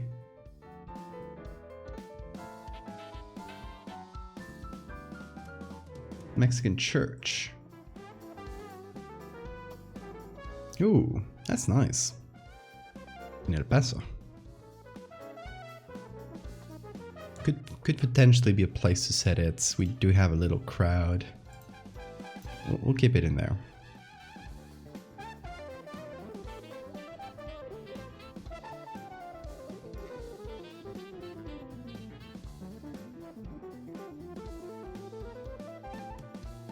Mexican feds celebrating.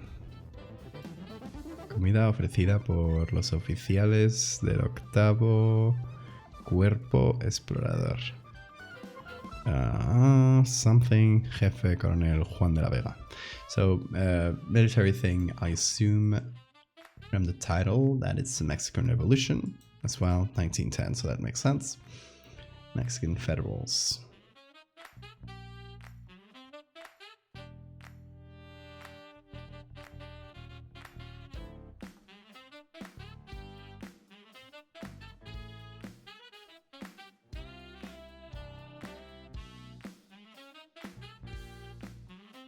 There are really good collections of the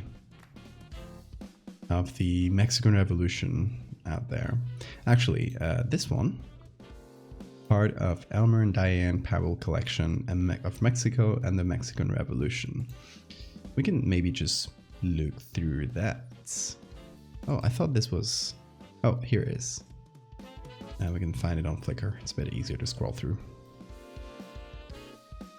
We may be able to find some family gathering that we could use. Here we have one, a bit casual, but it could work. They're just kind of sitting on the grass though. It doesn't feel like solemn. They're just playing music.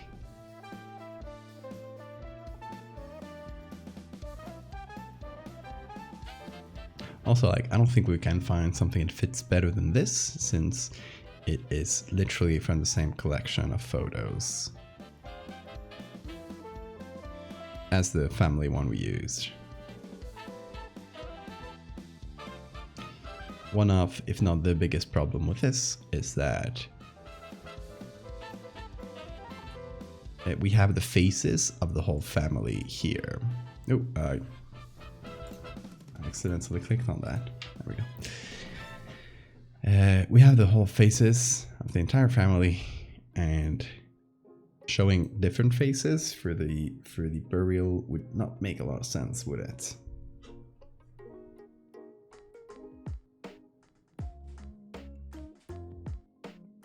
So that's something we gotta be careful with. Federal troops with artillery. Nice. I mean, it could be the casket here, potentially. It's not the best picture though.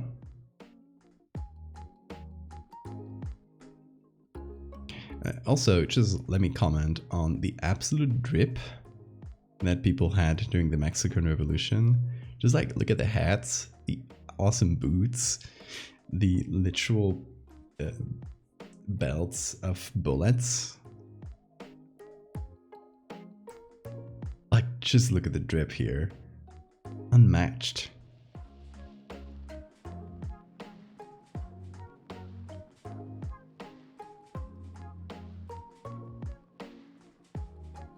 Men standing in cornfield. This one's slightly creepy. Hey, Chaos. Indeed, it is megalomorph time.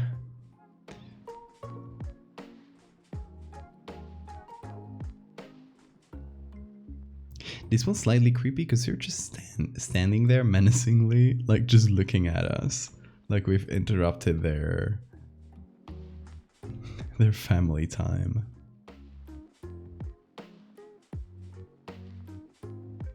So if we put a casket on there, let me close this one. If we put a casket on there, it could be like, oh, we just got them during the burial.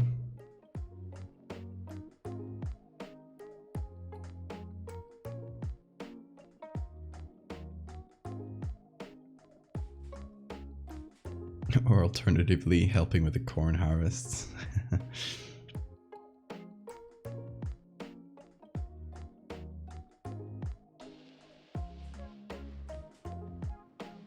We have some nice yards here. Oh, that is a cemetery in the city of Mexico.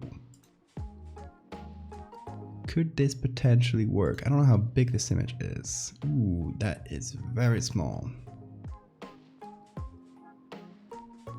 Unfortunate. All these stereographs seem like they're gonna be quite small.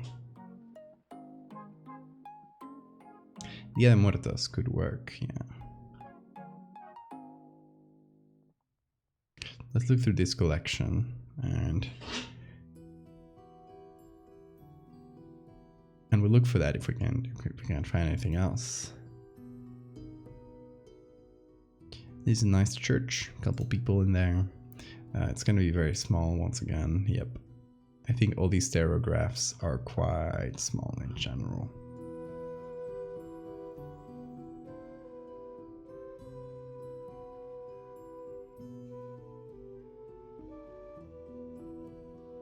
Lots of people in horses. They did like their horses back then.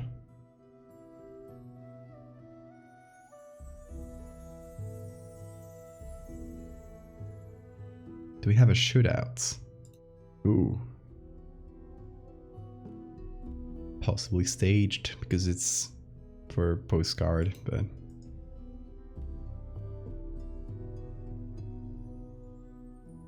also badass. Everyone has a gun in this picture. If you look closely, like literally everyone has a gun.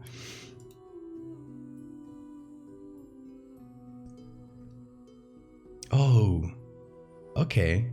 This is pretty much perfect, is it?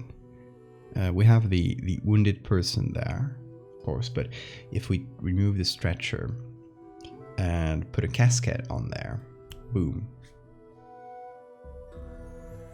Everyone's strapped. Of course they would. It's the Mexican Revolution. Also, I wonder if, for more information, view this image in high resolution. Tell me you can find it in high resolution. Okay, can I download this? Can I find full? Okay, that is way better than what they promised in Flickr. Ooh, that changes everything. 1000 pixels max? Oh, they don't want us to download the full thing. But, silly them. Got the Zoomify. Let's see, do you work the Zoomify? Found an image? Yeah, you did.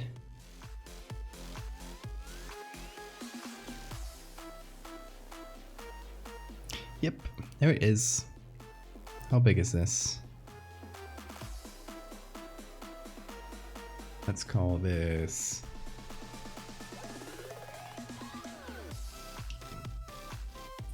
Call this stretcher.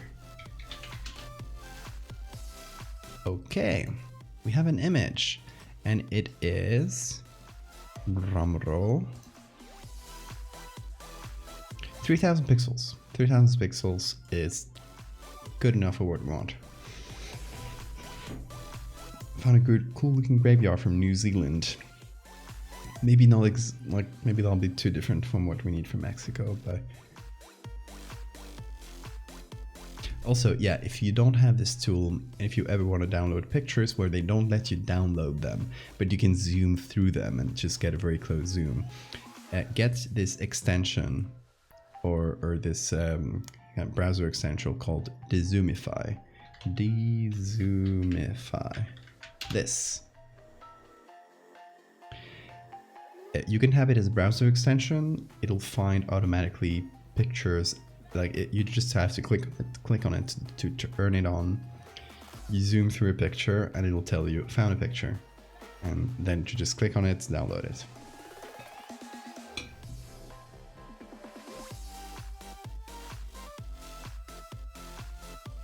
That is a nice cemetery.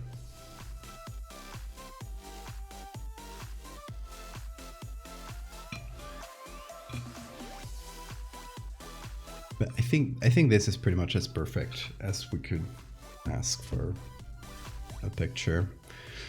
We just need the casket, which we could build. Maybe we could look for casket and hopefully find something in the same, roughly in the same angle, and that'll solve all of our problems. I have to head out early. Okay, Rose, thank you so much for coming.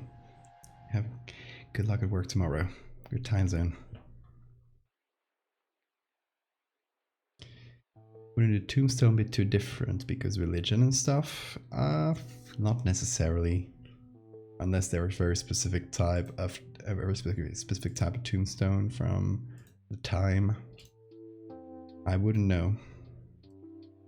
Let's see. Okay, so we got this. First things we're gonna do is remove all the text.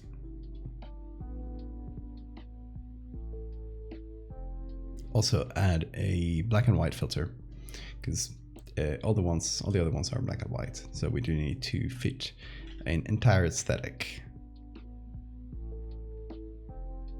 Would be weird to suddenly have one of the pictures be completely different.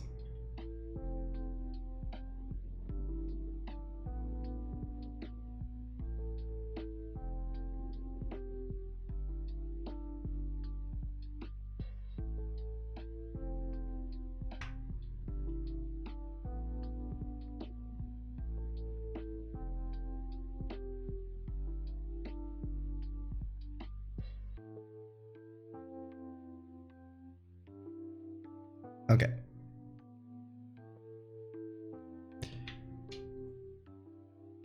But I don't think we'll need if we manage to make this work, we won't need a picture of the cemetery. That would be, you know, saying the same thing again. We do want to use the pictures to say something. Sometimes it's just for vibes, of course. You don't need to tell a story with every picture, but just to keep it tight, not go on for too long with the story. I always try and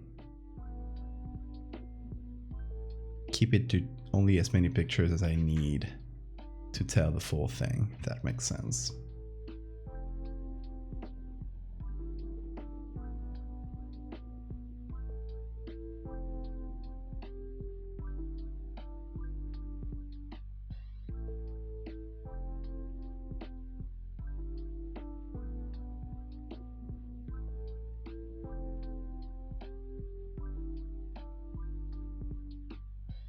Change the music. There we go.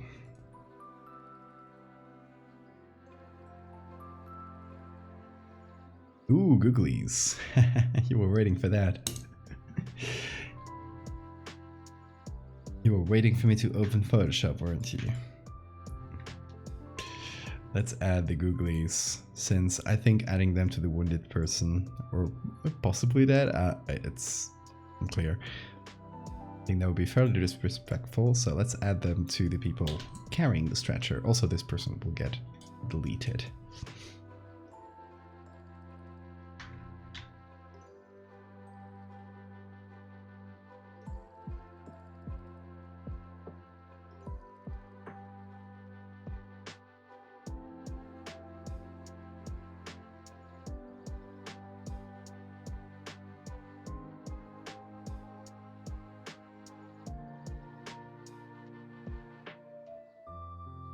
Okay, just a little bit more here. I think there might be some more text below. Yeah, there. Should be.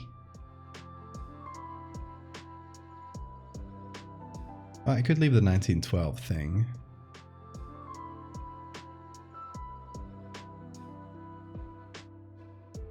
Although I guess that already sets the year for the story.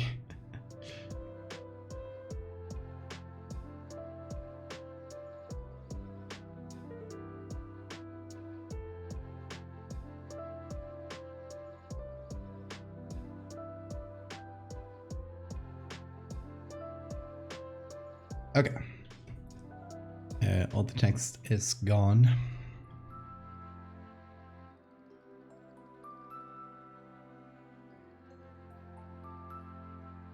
Look at this image I found.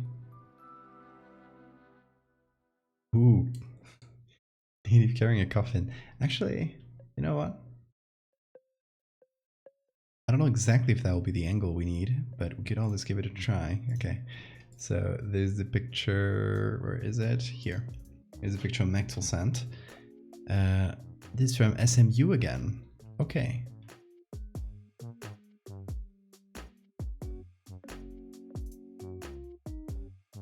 Let's see if we can find it in SMU. Let's hope they have a good search engine. No, hold on. It has to be in the...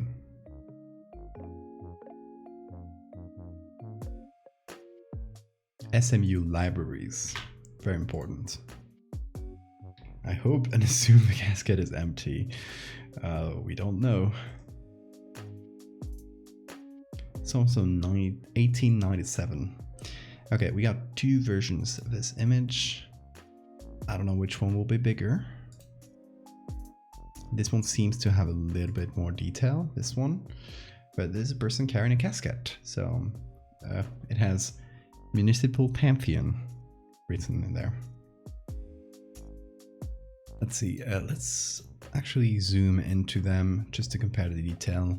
Let's zoom into the hat, since that seems to be the more detailed part. And I feel like this one will be a bit worse. Or not, maybe they're similar. Feels like we get more of the noise and stuff from here, so this is probably the best one.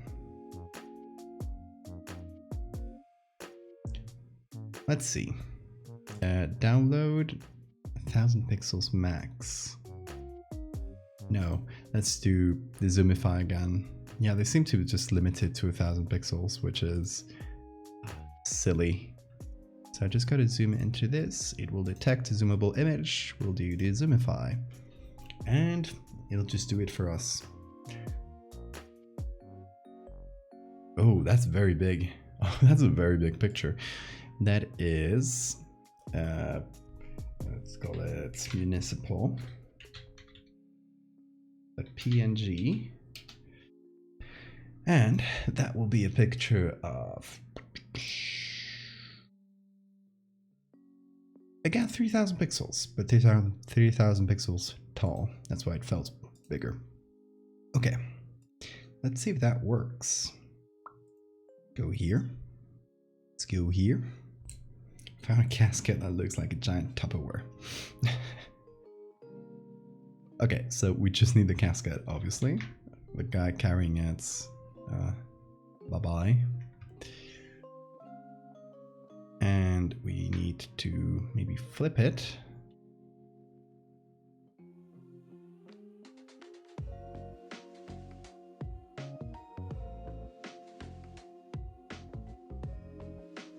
There's only cascade or coffin. Makes sense. I mean, those are the ones I know, at least. Okay, maybe we can just do a manual selection here, since there aren't any like strange angles that I can see. There seem to be some shadows that are gonna be backwards, like coming from the bottom. But we'll have to deal with that when we get to it. If we even choose this picture, right? Because we might just find that it doesn't really work once we put it on. The kind of thing happens.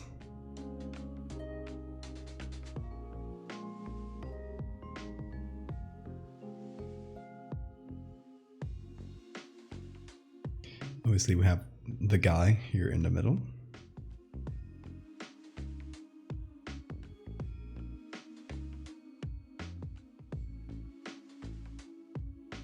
Trying to wrap around most of the detail.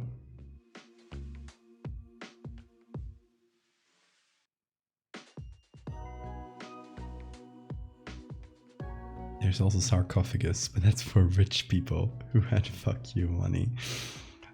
Life goals. The day I'm buried, let it be said, let it be known that what I'm getting buried in is a sarcophagus.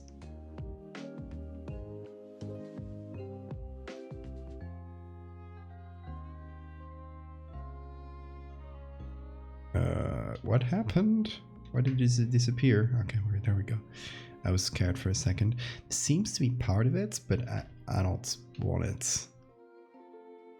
So, just leave that out.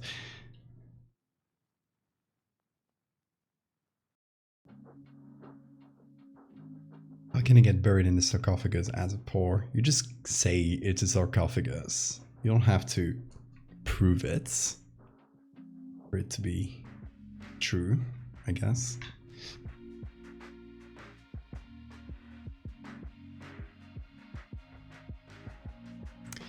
The angle. The angle.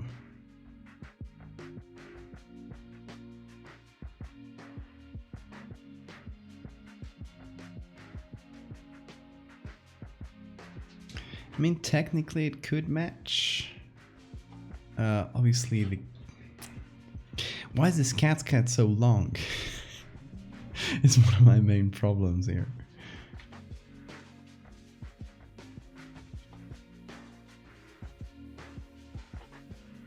Get thrown in while they'll bury the other guy. Great idea.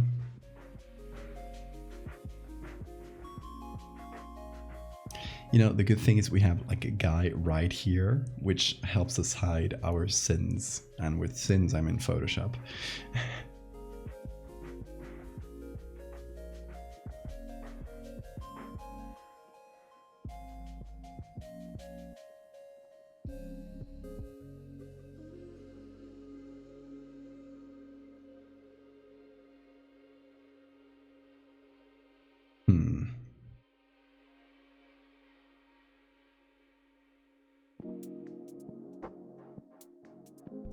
I want to try something.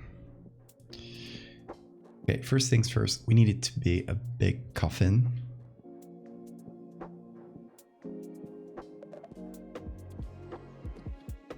Because this is meant to be like, maybe it's a huge bug.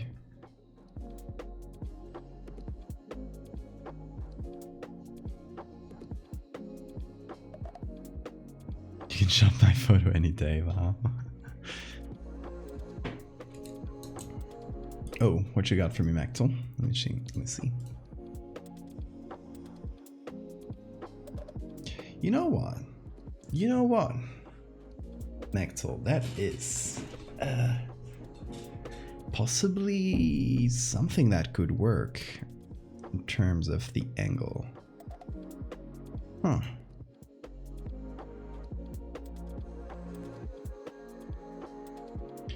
It wouldn't hurt to try, for sure. We would have to remove all the decorations and stuff, but it would not hurt to try. Also, thank you so much for the save reminder, because we haven't saved this yet. So this is going to be in here, and I'm gonna call it burial. How to go to sleep? Okay, Hammy. You have a good night. Thanks for coming, and thanks for the follow, Jorgito. There are some similar looking coffins at slightly different angles, and they're all Egyptian. That seems like it is the Met. Yep, it is the Met. The Met, Metropolitan Museum from New York, is a fantastic resource. It has... Also, let me save these before I forget. Where is it? Here. The Met has a really good photographer team. They actually even have an Instagram account, like Met Imaging Team, I think it's called, that essentially takes really good photos, really good studio photos of everything that's in the Met, and they just release it to the public domain, which is amazing. So anything that's in the Met, any kind of museum piece, you can just find it and usually find several different angles of it, which is incredible. Like, okay, we have this. Well, I guess we only have one angle for this, so it's not a great example. But this here, we have some close-ups, some of the areas. Here's a coffin. As you can see, we get the back, we got the front, we got everything. It's great.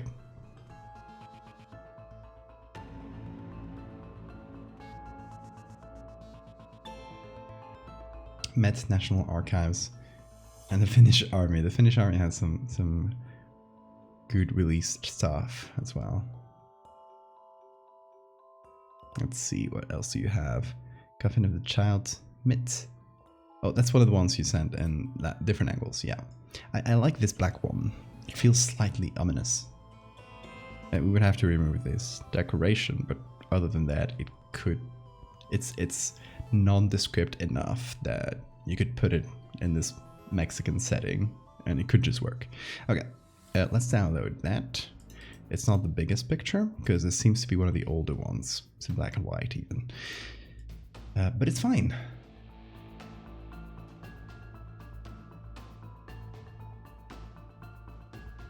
Let's see, main here, there we go. Yeah, we got some Celeste music, of course. Of course we do. Very simple here, I'm just gonna go select subjects. It should remove the whole background, although it might be wonky, like here. It decided to be wonky here, but that's fine.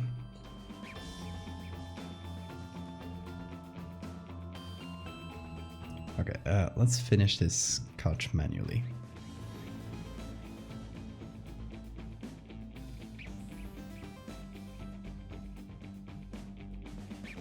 There we go. Let me just do a quick check around the image. Oh, seems like they missed this part of the beam.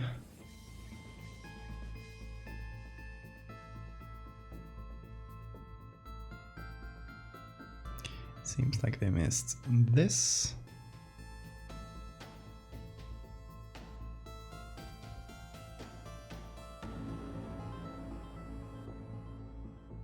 Obviously, they have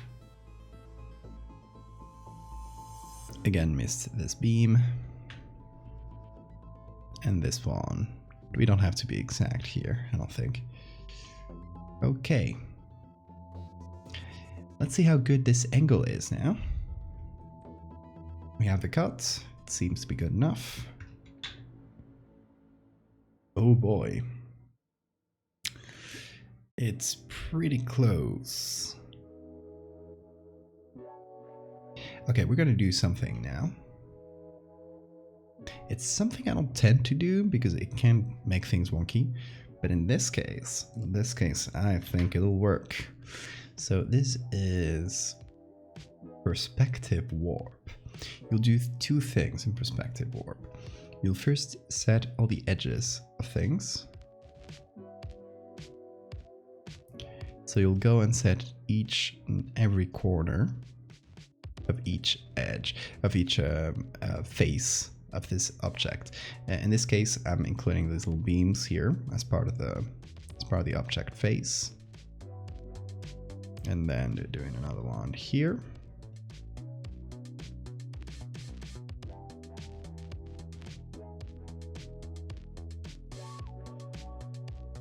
I'm not going to get too complicated with what's on top here. It should hopefully be fine.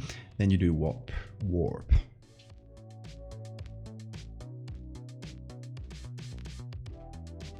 Hey Marina, we're doing Mexican stuff. So you are in the right place at the right time. Okay, we're going to use the base of the stretcher to... That's why I'm kind of wonkily moving things. I want to see where I'm putting stuff. We're going to use the base of the stretcher as the kind of whatever's carrying this. Yes, we do have googlies.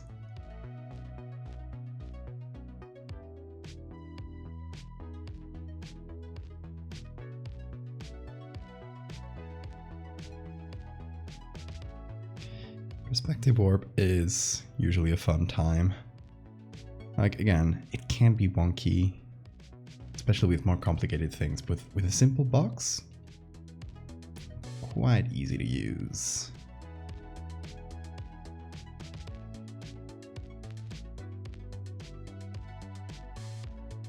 It's usually a bit better at it if you have 3 faces, I find, but seems like it might be good enough. I want to see, okay, so these pictures have very high contrast, so I'm gonna use high contrast for the background. Now that makes the googly easier to see too, which is funny.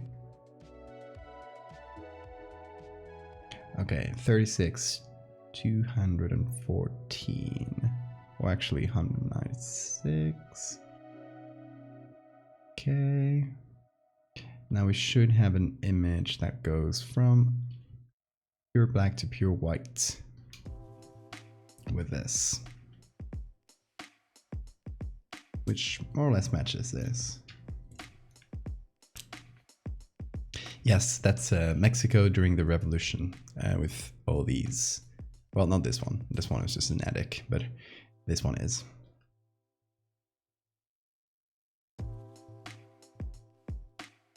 Mosquito has a relatively short body and ridiculously long legs. How are the legs in there? Are they folded up? I assume they're folded up. Otherwise, you just have to make an impossible stretch, like a huge casket. And I feel like, yeah, let's just leave that where it is.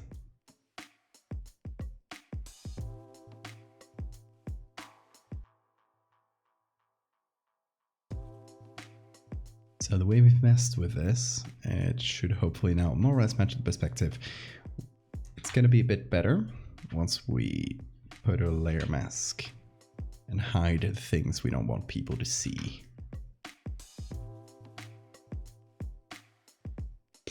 Yeah, the aesthetic of the Revolution era is so good. The big hats, the bullets on the bullet belts, fantastic.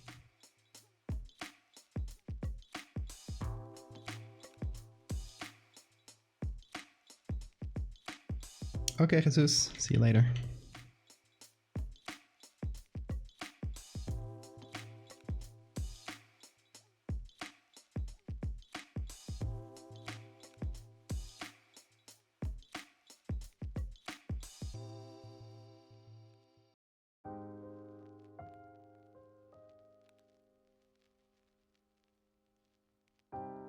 Okay, so we've cut out all this part.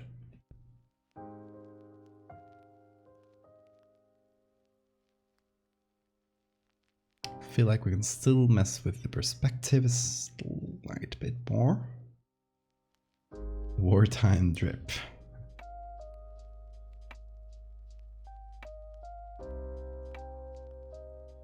Need someone who loves me like Val loves bullet belts.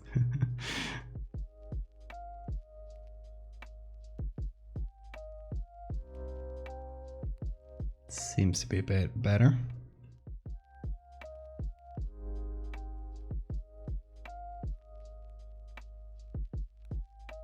Are humans 100% part of the metamorphosis cycle? Unclear.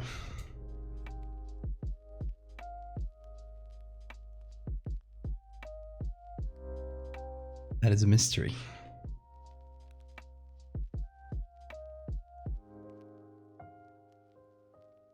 Oh, also, let's remove this. I feel like I should have done that before doing the whole stretching, because now if I stretch, this will be out of place, but let's remove it anyway. Something engraved. I don't know exactly what I would engrave. So, okay, for context, for Marina, who joined a little bit later, and for anyone else, what we're doing here is the burial that happens and the end of this story. The idea is that this big mosquito has been feeding from this family and basically brainwashing them into thinking it's just part of the family for generations. And at the end of the story, we have someone break the generational cycle. And we have someone who might also, at least for now, in this draft version of the story, it's also going to be the photographer that takes these two pictures, who, well, they managed to escape the family or just go outside to study and realize how fucked up everything is in his family. So he comes back, goes with a plan to the family. Part of the plan is taking pictures of the bug, and then as like go to feed the bug on his own blood, but before then poison himself so that the bug dies. We just leave the story at that point. And the next thing we know is someone's getting buried or something's getting buried. We don't know if the person, our protagonist, died and failed his mission. We don't know if died, but the mosquito died as well. So he still like managed to break the cycle at cost of his life.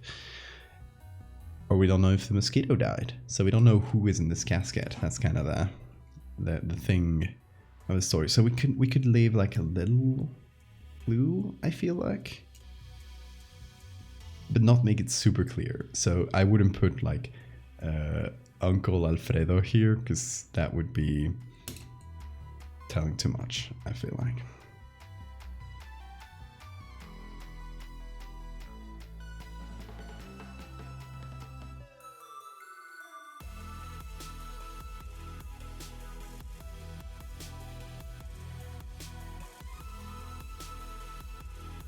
Seems like we can be part of it, but I wonder if we're always involved. Don't wanna say too much about that, because that's like, again, that's one of the mysteries I wanna explore.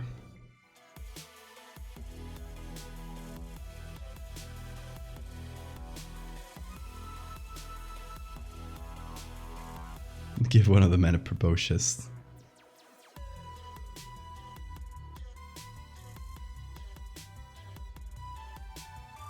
Who doesn't want a prebocious?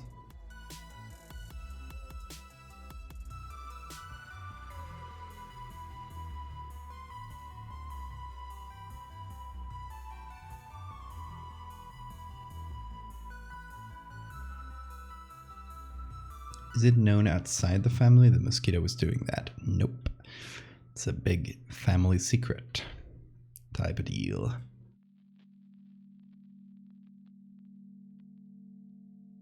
Also, spurs, delightful. Just the Mexican Revolution drip was out of this world.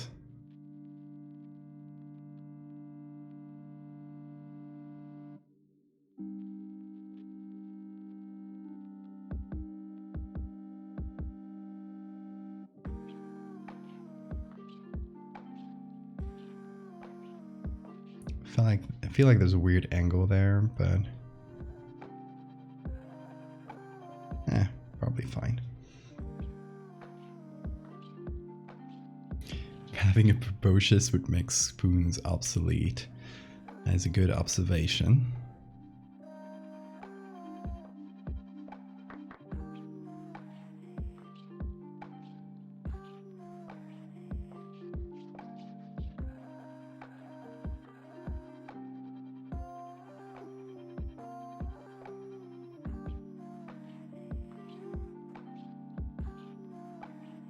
Okay, this little part here is a bit complicated. There's an angle that I have to create from scratch, because that's the column starting.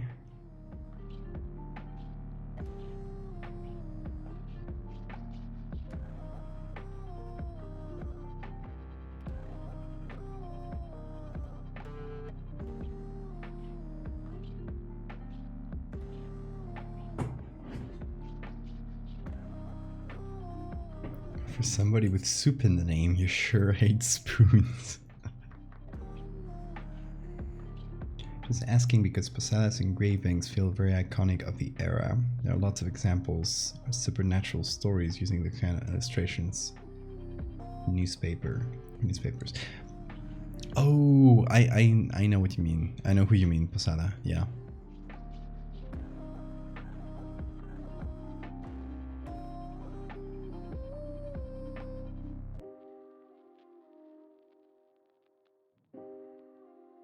Also, oh, this is the only person with no drip, just with the sandals. Like, everyone's wearing cool boots with spurs, like fancy shoes. And this is the dude just wearing sandals. Got the short end of the stick right there.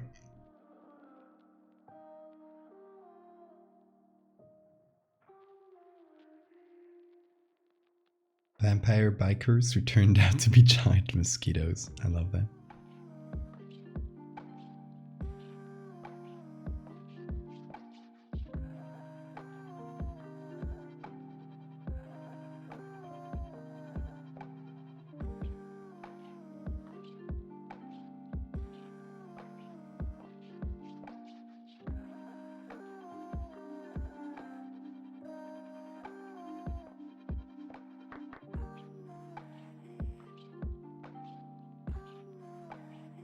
I hate to be the person in flip-flops behind the guy with spurs at the line in the store. Oh no. That is an accident waiting to happen.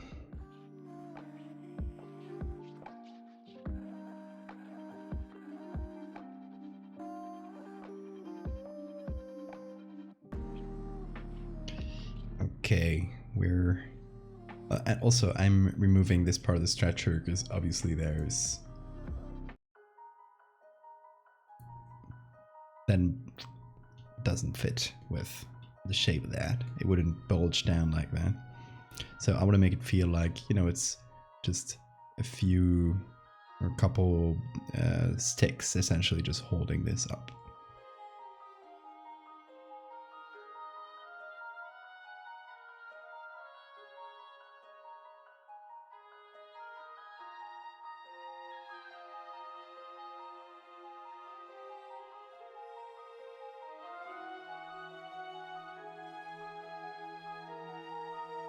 Yeah, flip-flop guy, definitely short end of the stick in this group.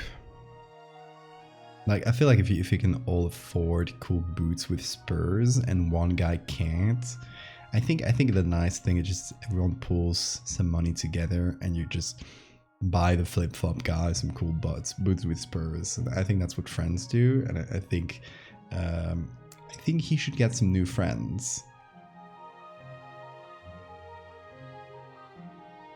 Oh, thank you for the save reminder.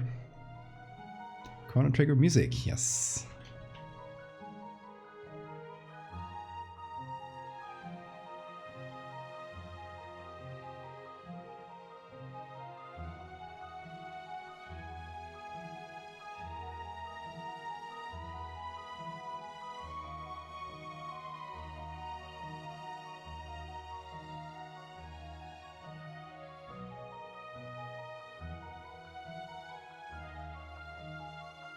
Also, this part is a little bit messy. There's just a lot of repeated textures.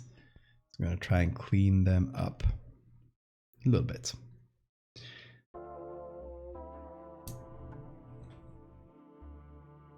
Got apple bottom jeans, but with the spurs. I assume that's a reference to music. Not good at remembering lyrics. Great minds think alike. Yeah, did 3 people do the exact same joke at the same time? Amazing.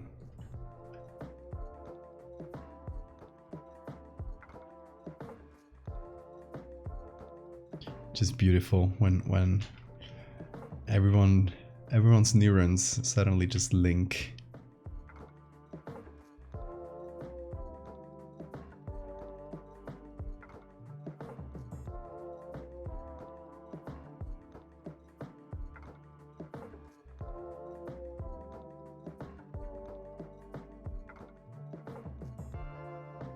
You don't know about Shawty Got Low Low Low. Oh, that's a song. Okay. I never ever listened to the lyrics of that song. To be fair, I mostly don't listen to lyrics.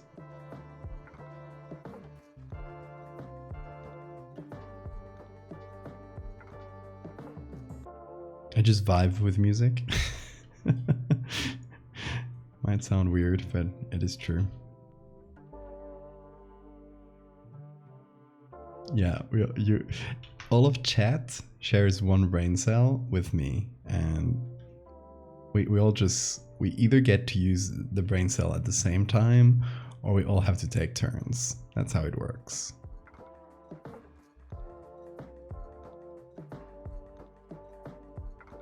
So sometimes I might have to ask you to stop hogging the brain cell, because I might have to think about something, but not now.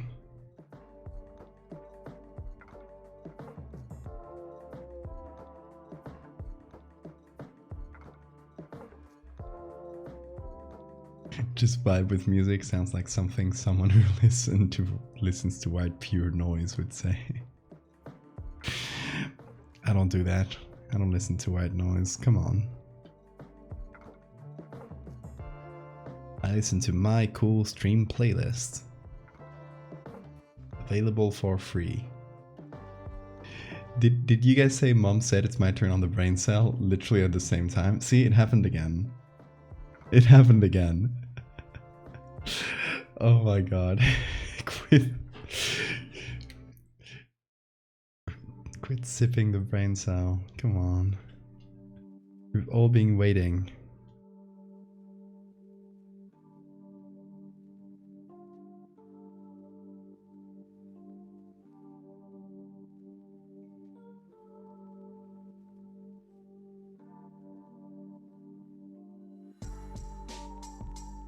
You lost the brain cell. Marina, you had one job. Come on. What happened?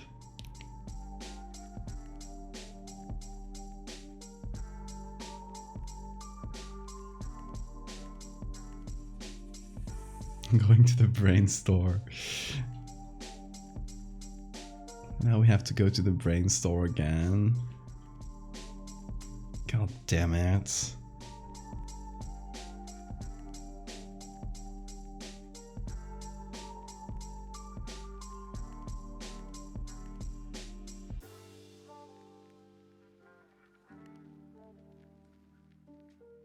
Let me try something silly. Just a very silly little thing.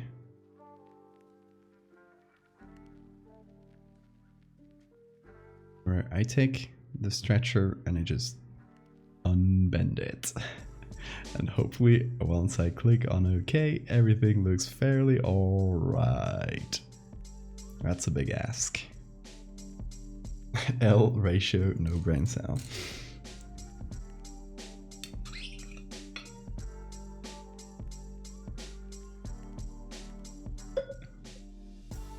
No brain cells?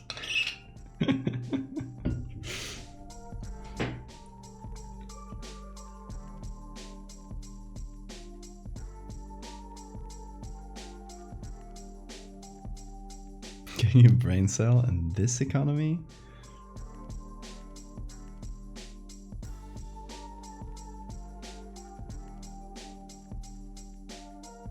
I tell you, brain prices these days. That's must have been Joe Biden, I'm sure. Always with that guy.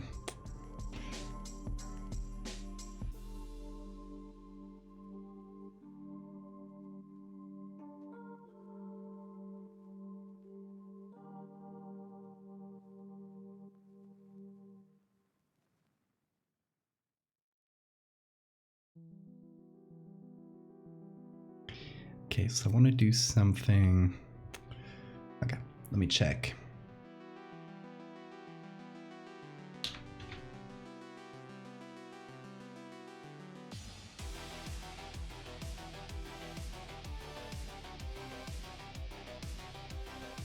Yo, I found this. Don't ask where.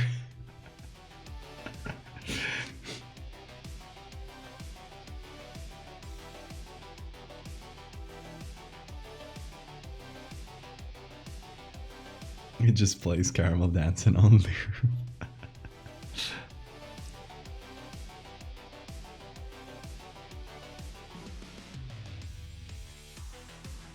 Ooh, okay, classic here works quite well.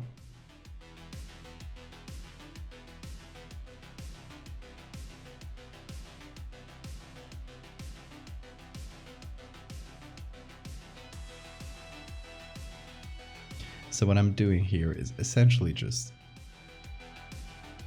putting a gradient map on things, which will limit how bright and dark anything is. Seems to add a lot of contrast, which is annoying. Yeah, I won't do a gradient map. I'm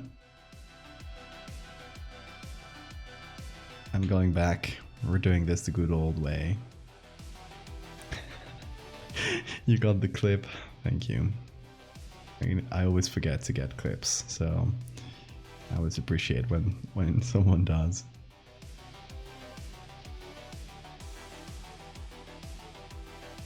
First time ever clipping something on Twitch. Hey. Well, thank you. Okay, let's do 233. One side. And 28 on the other. Okay. And we'll do something here. 28. 233. Does this change a lot? No, it doesn't. But it will limit where it gets too dark, where it gets too bright, essentially. I'm just gonna allow it in some of the broken areas here that do get a bit darker. That's basically it.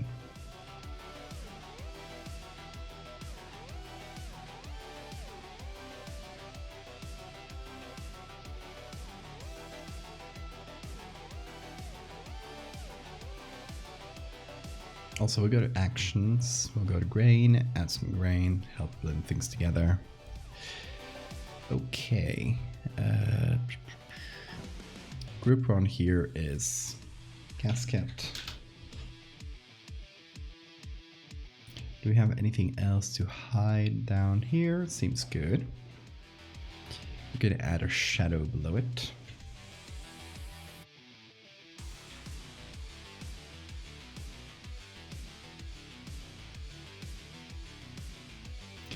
Obviously this wouldn't be lit up if it's right behind or right below the casket. Need a big old shadow. Pretty much pitch black, honestly.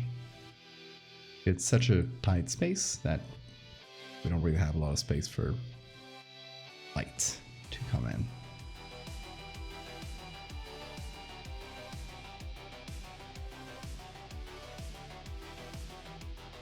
Okay, so now we have people carrying a pretty large casket. How does it feel to you? Does this look natural? Let's all put our brain cell together and figure out if this is realistic or not.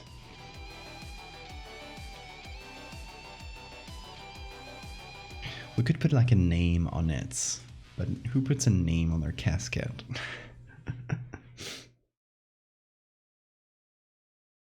Oh, okay. Okay. We could do something that could be fairly funny. So, the mosquito, this guy, is called by the family Tío Alfredo. I'm gonna write here. Alfredo. And their surname is Vázquez. All of this is for now. Like, I might change my mind. Like, oh, okay, we have Marina here. Does this sound like a pretty common name? Because I feel it would be common in Spain, but would this be common in Mexico? Could we maybe find a more native sounding? Because the family is pretty like native looking. Maybe we should find a surname that feels a bit more like that. I don't know.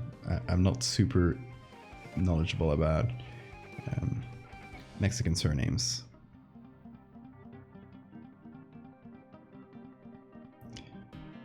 Vázquez is with a Z, as at least in Spain. There might be versions of it though.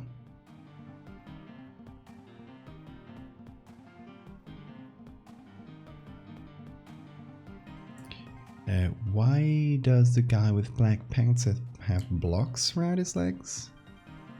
I assume you mean this? Blocks. If you mean this, that's just a column.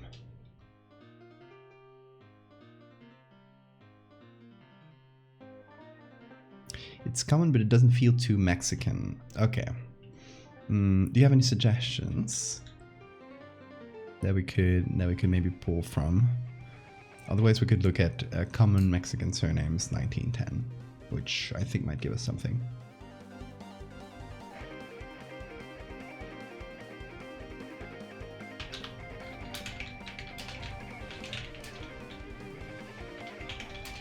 There's usually a registry somewhere. Oh, United States. Hispanic last name is in the United States. Okay, but there's some common ones, but not in specific years. Damn it.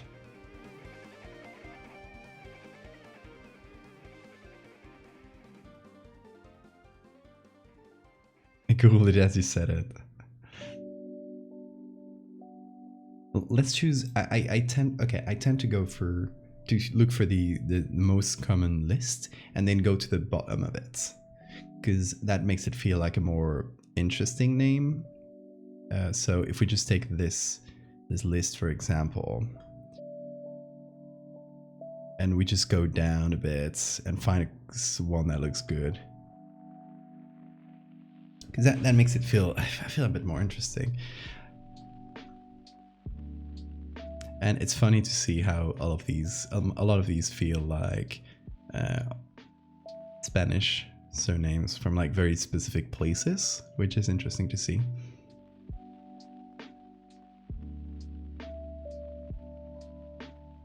De la Cruz. I like De la Cruz. Okay, so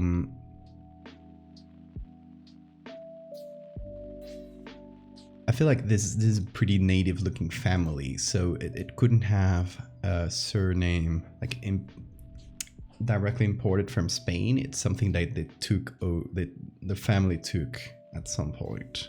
So something like De la Cruz sounds much better than something that refers to a place in Spain. If that makes sense. So let's go with De la Cruz. I like that.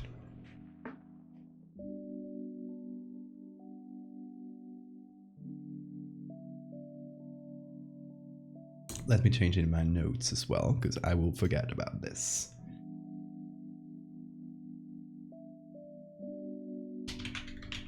De la Cruz.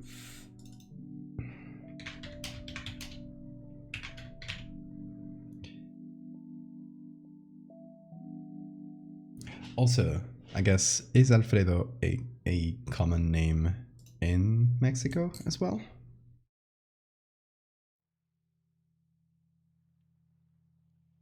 Because again, I think that I just chose that randomly at some point.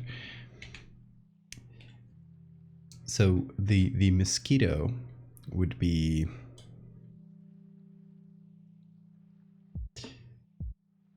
That's a mosquito, by the way. The mosquito is El Tío, quote unquote. We don't know if it's anyone's uncle. It's probably not. Okay, Alfredo works then. And our protagonist could be... Our human protagonist could be something starting with A. So, Adrián, Alberto, something like this. De la Cruz. Obviously, same surname, same family. What if in the casket it says A. De la Cruz?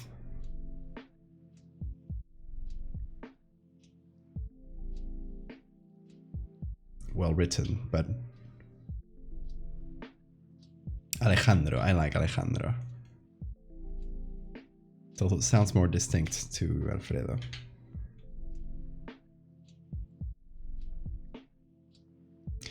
Cervantes means to serve. But Cervantes we tend to associate it a lot with the writer, Miguel de Cervantes. I'd feel that that's at least the most common association with me. Maybe in Mexico it's more common, so it doesn't have the same association. Oh, you mentioned it, yeah. A Spanish writer, yeah.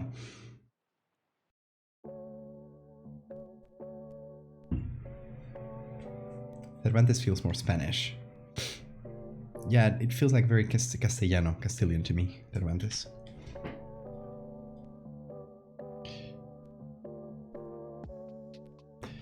So let's say Alejandro, for example. This would be our protagonist. Also, I'm sorry I'm writing on the photo directly. It might be not super readable, but let's give it a stroke. Outside. There we go. So we would have the mosquito, our antagonist, being referred to as Uncle Alfredo.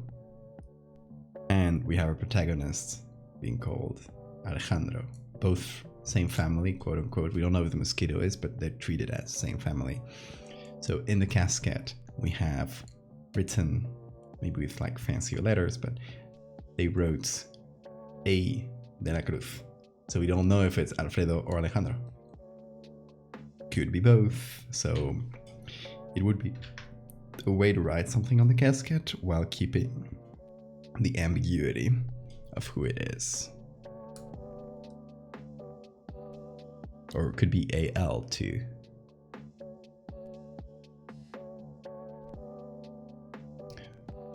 Al, just call me Al.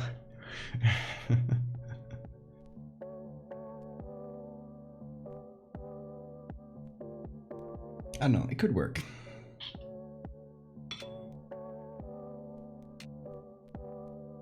What we could do is get the other casket, the one we didn't use that type of lettering or the letters directly. So the one here called Municipal, let's just actually get it again. We don't have to bend it in weird ways. Really like the mosquito drawing. Came out fairly cute. So I've done this before. It's using letters directly and modifying other letters to get all the ones we need.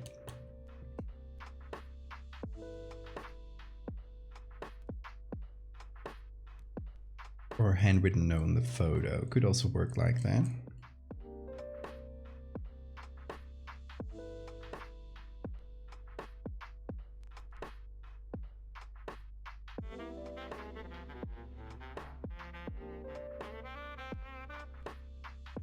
Okay, let's do something here.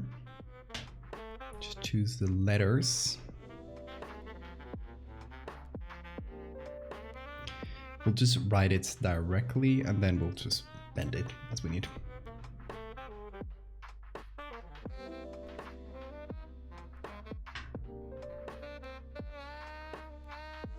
We'll make this much more,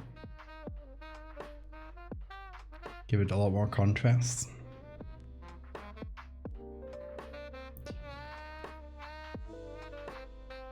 We'll do A. For now, let's just do A dots de la Cruz.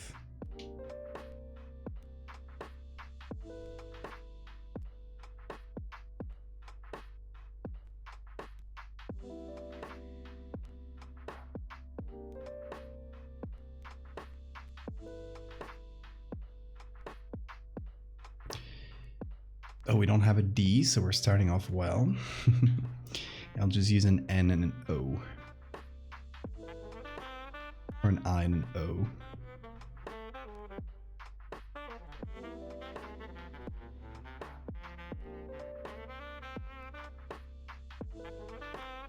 We do have AL if needed. Oh, they do have a dot there.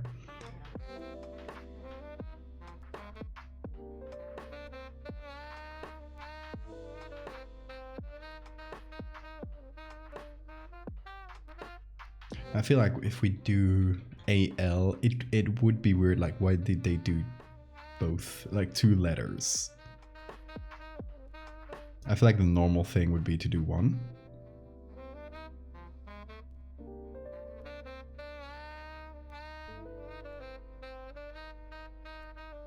Okay, so this could be a pretty nice E. That works.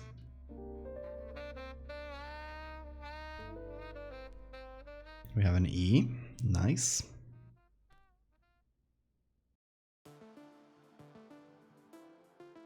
Also, I kind of find the idea of a municipal pantheon very funny.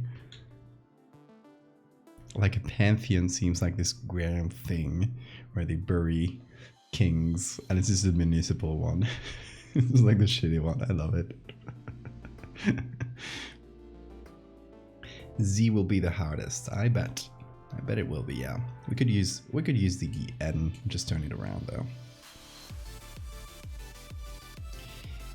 There we have an L.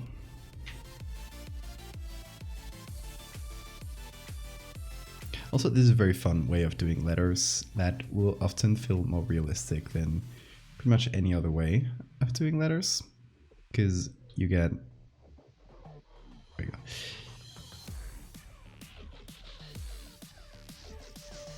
Oh, nice, this works. Because it works within a context. So it's very nice. It's a fun exercise as well. It's more interesting than using a font or something and then just putting some grunge on the font and calling it done. And that also doesn't tend to look that good. Unless you're amazing at fonts, which I am not.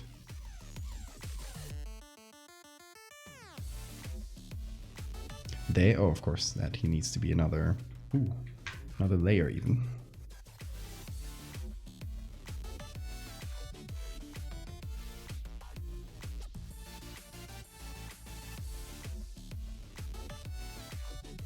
Does Pantheon have a different context in Spain? I mean, it's like Pantheon. Like the Pantheon of the gods, you know? Like the same meaning as English.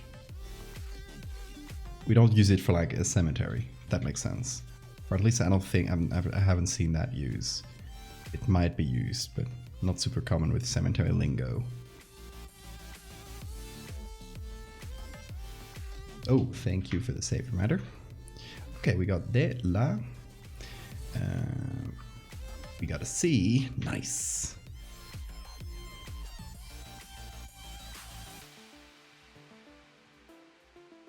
We might have to do 2 lines even. I don't know. We'll see as we go.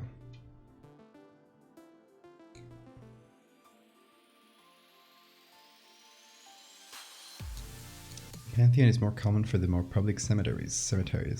And cementerio for the nicer ones. Interesting. Here we use cementerio pretty indistinctly. So that's what I found. Why I found the idea of Panteón Municipal pretty funny. Because to me, Panteón has that, you know, it's like where you bury the king, or that kind of thing, you know. Do we have an R? We do not, but we have a P.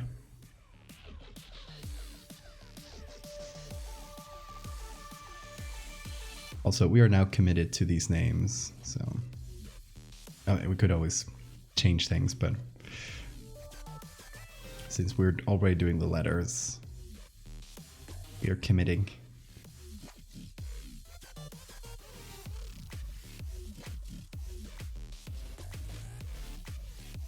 Marina has the real info, exactly.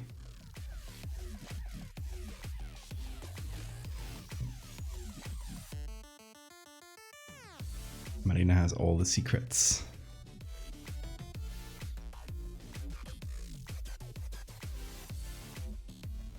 Feel like we could do that.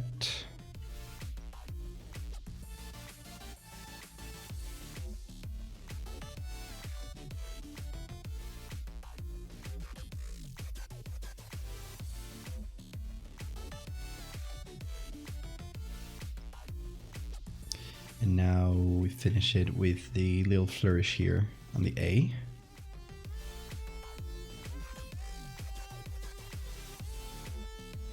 Maybe a little bit more.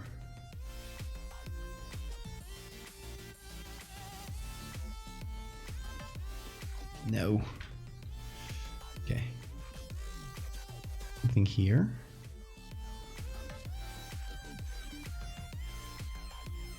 Yeah, okay, we'll offset it a little bit, like so. That looks good. We have a U, nice.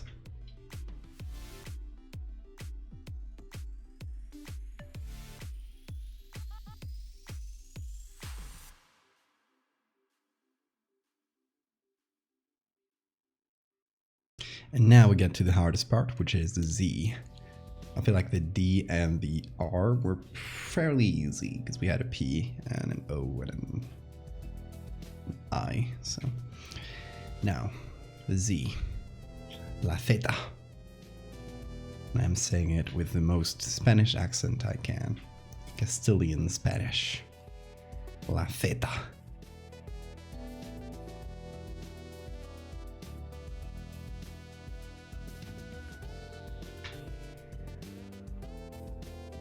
Which will probably sound weird to all the rest of the Spanish speakers. That really strong th. You know what? That kind of works actually.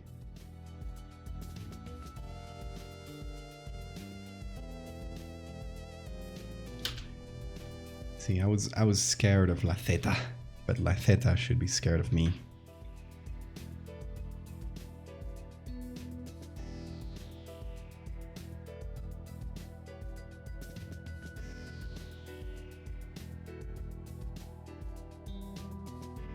Should we make it smaller like this now?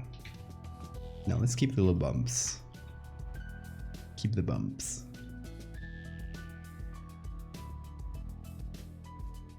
Make them shorter though, to match the ones on the U.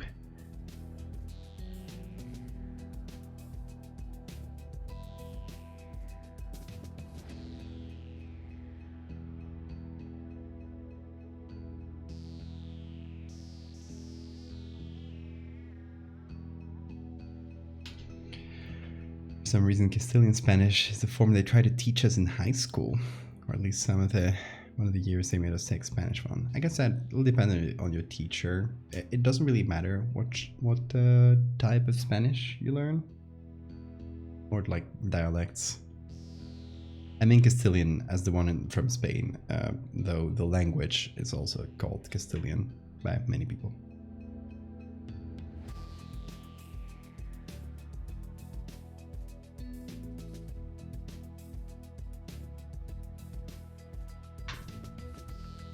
So there we go. That's our boy de la Cruz.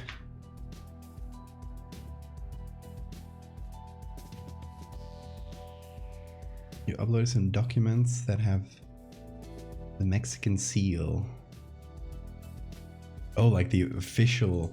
I feel like this would be like on the down low in terms of burials, especially if they're burying the bug.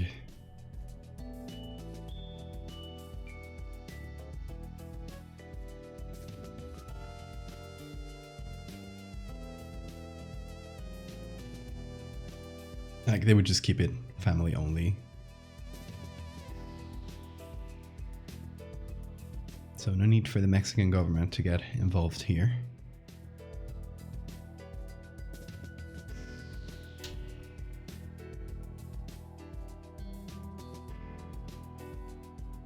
Like the Z would have the E flourish and thickness. Oh, the thickness. That's true.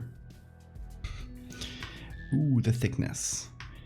Yeah, you are right. Let's do that. I'll probably look better.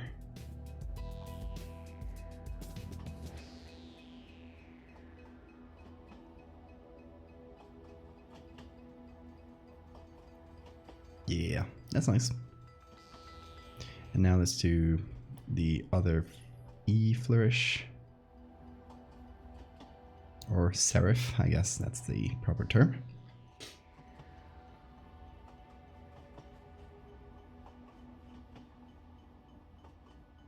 Third year of Spanish, so none of us were trying to learn at that point. Yeah. My Spanish teacher was Chilean. You can tell how. Oh yeah, yeah. That's a very specific and very strange dialect of Spanish, to the point where it's just kind of hard to understand for me. Yeah, same, Marina.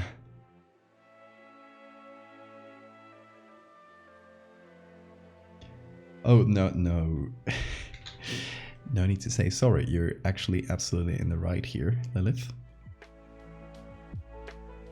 Appreciate it.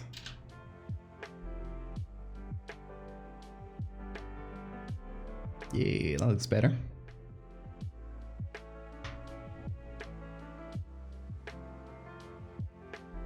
Yeah, Colombian Spanish is very nice. It's like very nice to listen to, in my opinion too.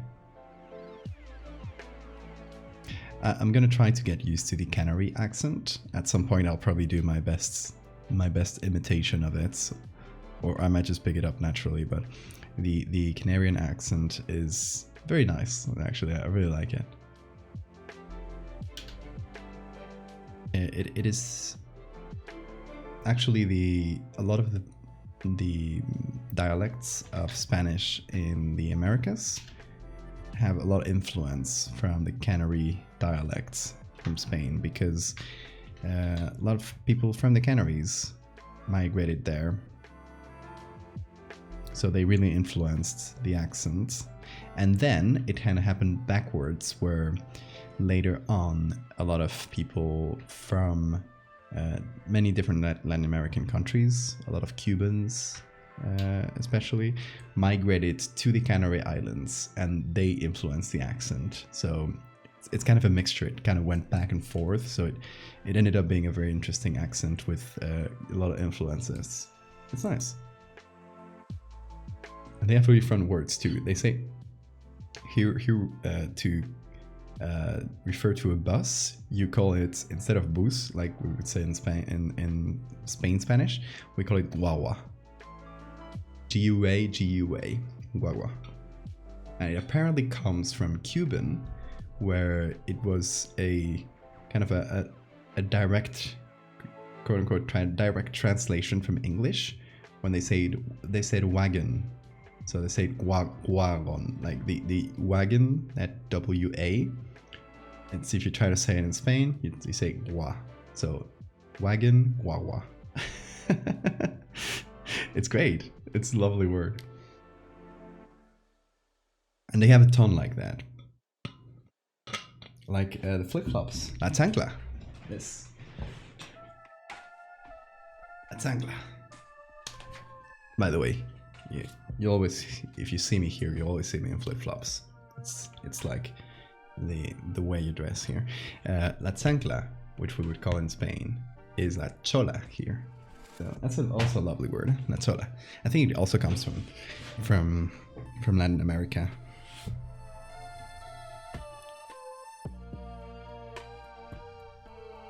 Okay, so we have the letters here. We're gonna do a little bit of blend if, where this layer gets blended out if it's black,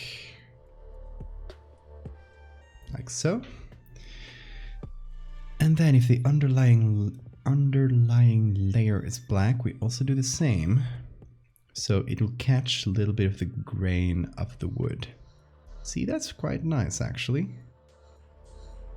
Whoa, blends quite well. Nice. Chola, yeah, I think it's also said somewhere in Latin America. I don't know where the influence came in, like who influenced who.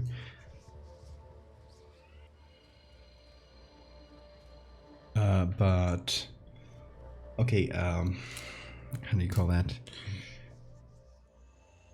Popcorn in Spain Spanish, you call it palomitas, which literally means little doves, yeah, like the birds. In here you call them roscas, which I have no idea where that came from, but you call them roscas, which in most other places is like a type of dessert. It's like donut sorts. You say palomitas too. Yeah, I don't know where they got the roscas thing. It's honestly weird. They do look like little birds. Yeah, it's a nice word, palomitas.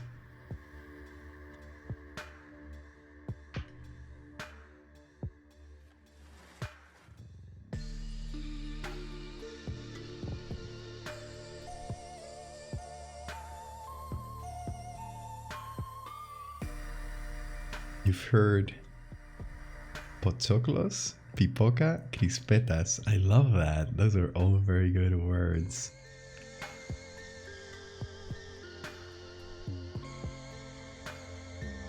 So what other words do you have in the accent, Canarian accent? So to say like they have any sort of, they feel sick in any sort of way, they feel ill in any sort of way, they have fatiguita or fatiga. So fatiga in I think most dialects of Spanish means being tired, like fatigue in English, pretty straight up similar. Here it means literally anything. So you can your head hurts, fatiga. Your tummy hurts, fatiga. My partner is right now in her residency to be a plastic surgeon, and the other day a guy came in who had sliced off 3 of his fingers, the tip of his fingers, in the machine. It was clean slice, so they managed to reattach them, no problem. But so don't worry about the guy, he'll be fine. But he came in and he said he had fatiga. No, you don't have fatiga. You're not tired. You got 3 fingers sliced off, my dude. You're probably in pain. That's what you mean. But they say fatiga for everything. The fingers got reattached. He'll be fine. but yeah, fatiga. And just lovely.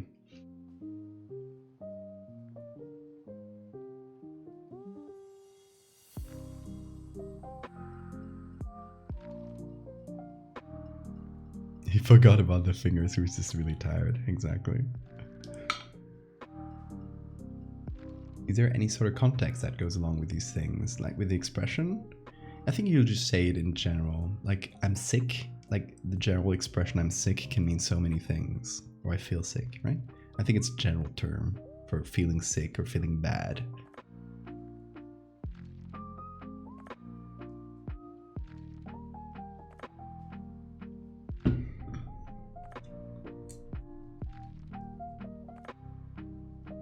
How do you say that it's raining very lightly? Here in the Canary Islands, I don't think they have a word for that.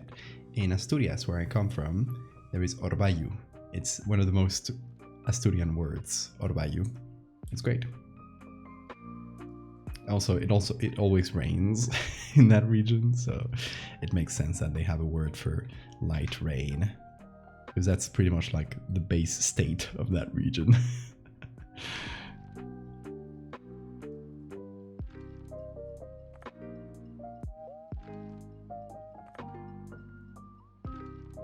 Oh, I need to do the levels separately here.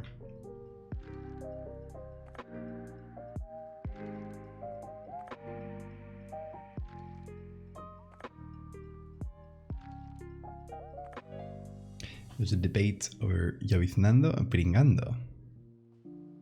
Lloviznando is like the common word you'd use in most of Spain as well. But I've never heard pringando. Pringando would be being drenched, and as I understand it.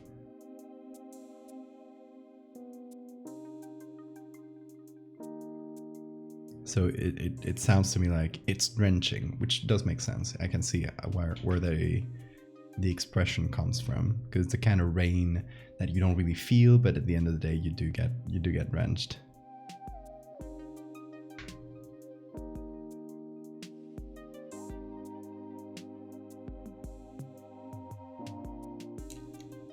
My grandma called it received a ticket. That's what we would say in Spanish as well. Or the Spanish, like, spelling of it, which would be tique.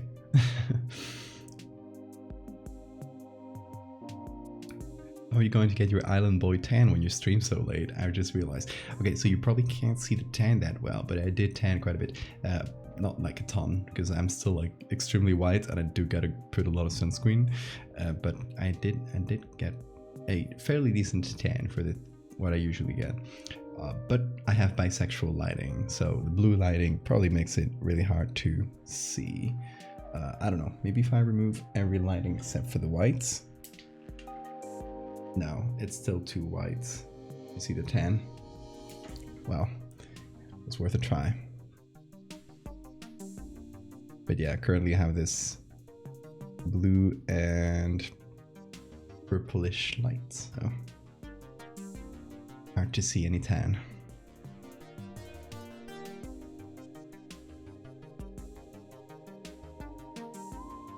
Okay, so there we go. That's a pretty simple thing, just for the end. I gotta remove the googly eye before I forget. Because that one is so subtle, it might have stayed if I didn't think about it. Okay, so we're doing our classic grain. We do have a little bit of grain, but we're adding a slightly thicker one to cover it. I don't think there's as much more to add here. It does match the others in terms of contrast, etc. That's what we got.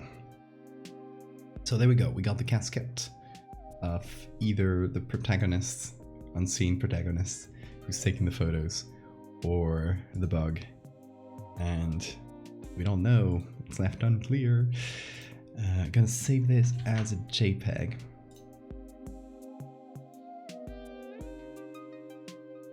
So to recap here, the idea is this thing has been in the family for generations, just eating their blood, and the one person who, our point of view perspective character, who decides to break the cycle and comes in, takes a few photos for evidence, then goes in to be fed by, or to be fed to the bug, gets poisons himself to hopefully get the bug to drink the poison and die.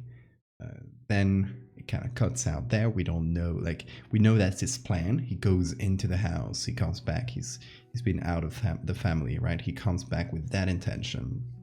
He wants to go to this event or this party or whatever and pretend everything's normal, take some photos, and then kill the bug.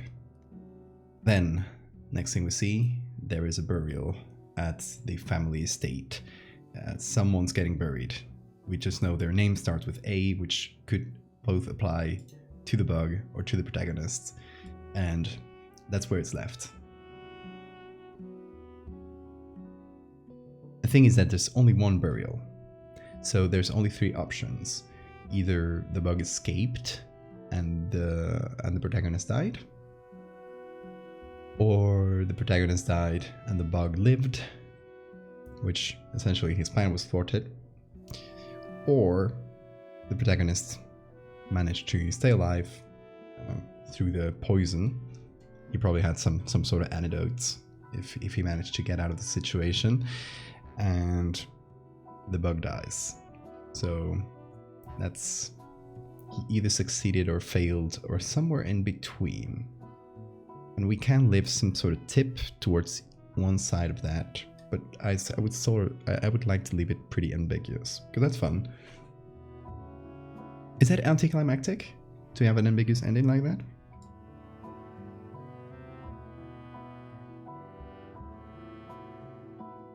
Those Teos exoskeleton thingies have fingerprints. I don't think they would, since they're pretty much made of bug stuff. They have little hooks, so they can hook onto the walls and the ceilings. Oui, hello again. Hey, Jesus. I love the design of Tio Alfredo. Thank you. I had a lot of fun making it. Fits. Because, yeah, I see, I want to have an ending where someone from the family kind of breaks the cycle. Because, you know, it's that kind of metaphor for breaking the generational cycle of trauma, of abuse. And so I do want that to be the ending in the metaphorical, in the theme sense. It would be fun to have like pretty bombastic ending where the house goes on fire or something. Are you going for the whole number again? Thank you so much. You've gifted 60 subs. That is amazing. Thank you so much. And Dr. Doc, Spare Keys, and Bastron, enjoy your gift subs. I still don't even have a challenge for the next thing. I guess we could think of one. I have a couple ideas. So let's see. Where's my phone? It must be somewhere charging. It's here.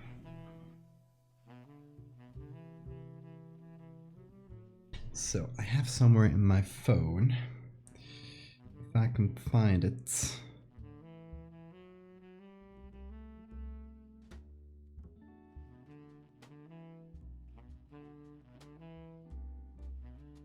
Okay, I have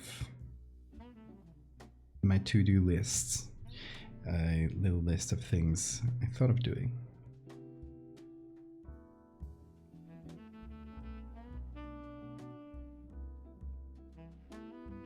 Sora, hey, good morning. Glad to see you found a picture. I did, and I edited it.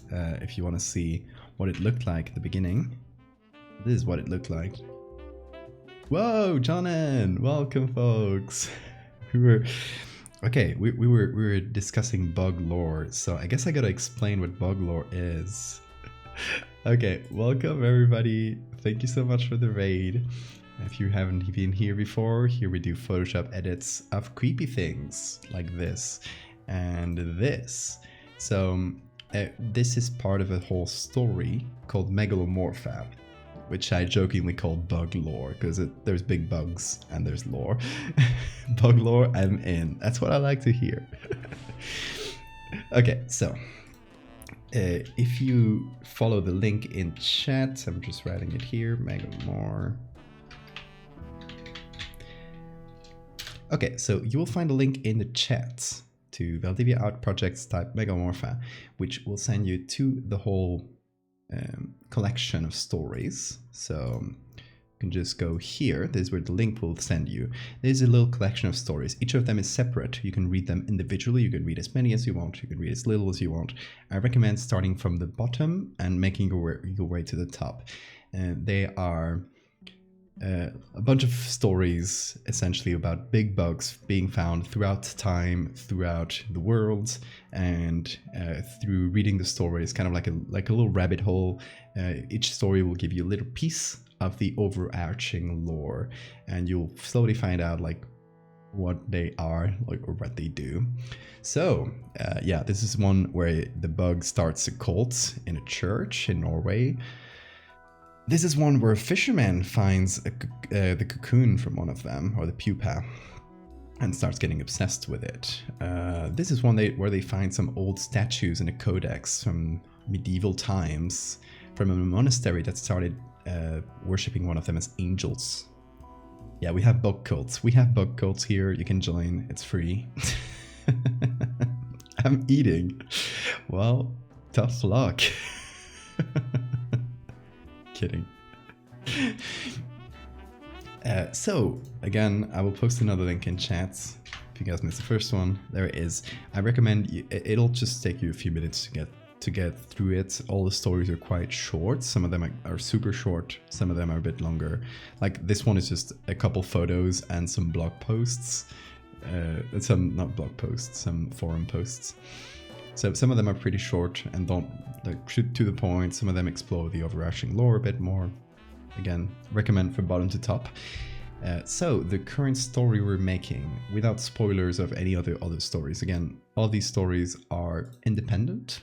They all fit inside the same world, and each of them gives a little piece of the lore. But each story is meant to be read separately.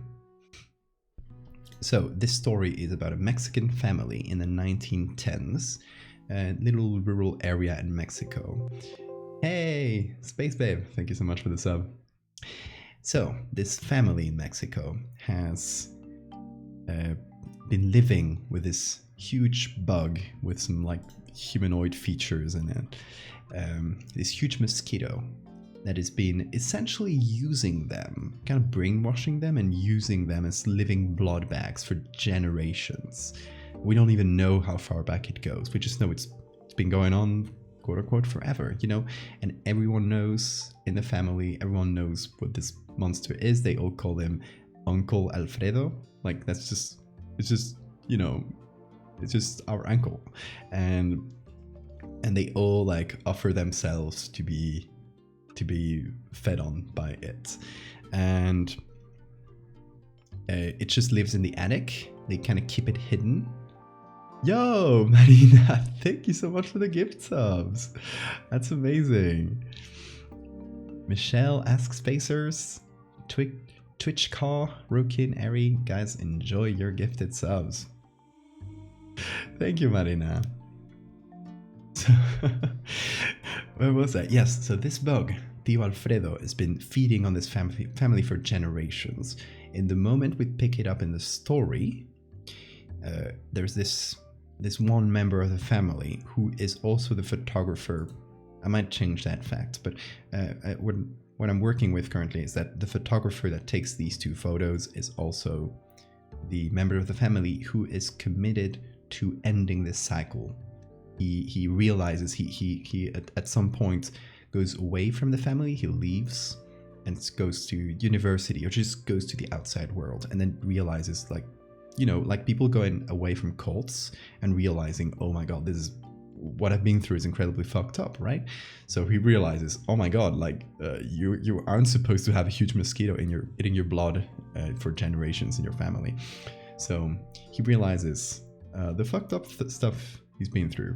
So he decides to go back and just try to end the cycle. So he goes with his camera, tries to take some evidence So he'll attend this family reunion or family party for whatever reason. I still haven't figured that part out. They're this family reunion. So guy is coming in there, taking photos of the family with the bug. Like it's all meant to stay private, so they just don't. The photos are never meant to be shared, of course. That's the understanding. But the guy's taking them for evidence. And at some point, he goes up to be fed feed his blood to the monster. And he, just before doing that, he poisons himself so that his blood will be poisoned. And when the last thing we know, the very last thing we know, hey, Obar TV, welcome folks, thank you for the raid. Wait, y'all don't have a giant blood-sucking mosquito in your living room? So, last thing we know in the story is, or at least from his perspective of the story, is like, I'm going in. He's telling this to another person, or he's sending a letter maybe to another person telling like, oh, this is my plan. If I don't come back, like, don't worry, just like this is what I'm going to do, right? It might work, it might not, but at least get the photos. So he's sending this letter away, probably right before he is going to do this crazy thing of poisoning himself and feeding the bug. So that's the last thing we know. Next photo we have, there is a burial in the family estate. The only thing we know, the family is called De la Cruz. The only thing we know, it's a pretty big casket that they're carrying. And hey, thank you for the bits. I don't want to go to the attic. Tio is hungry. Go upstairs now. If you don't bring your dinner, you don't get an either. Oh my god, perfect. That was even better. Advice being said by the text-to-speech. Thank you, Lilith. And Hype Train. Thank you, guys. That's amazing. Okay, last thing we know is there is a burial at the family estate. This, by the way, happens during the Mexican Revolution. That's why people are have guns on them and stuff and big hats. That's like Mexican Revolution rip. Okay, last thing we know, somebody's getting buried in the estate. We just get this picture and we only see the name in the casket. It says A. de la Cruz. A could be for Alfredo, which is the name they call the mosquito. They call him Uncle Alfredo. Or it could be, I think it's going to be Alejandro, which is the name of the protagonist. So we don't know. We see a casket. We don't know if it's the bug or if it's the person. It's obviously a closed casket. So, and it's a private funeral. So we only get to see this one photo. And that's like the only piece of evidence we have. Like, we don't know anything else about this family. That's the end of the story. We don't know if of course there's three options. Either he died of the poisoning, the bug didn't die, so he failed his mission, or he killed the bug and he managed to survive the poisoning, so he got away with it, and the bug died and he broke the cycle, so he succeeded, or somewhere in between where he did die, but he also drove away the bug or killed the bug. Maybe the bug is buried elsewhere or whatever. But that's like the three options. Someone definitely died in here. It might be the bug, might be him, might even be both. So maybe he did sacrifice himself and it worked, or maybe it was just futile, and he never managed to break the cycle. So that's how I'm thinking of the story right now. That's the current draft, I guess. More of a spoken draft for now, but that's what I'm going for. My fat tío, el mosquito, or el mosco. Tío Alfredo doesn't even have revolution drip. That is true. We should give him a big hat. We should give him a big hat and some belts with bullets. El mosco. Also, yes, he does have human hands. He's very self-conscious, so please don't mention it. Just give him a bullet belt. The bullet belts are they're a vibe. They're just a vibe.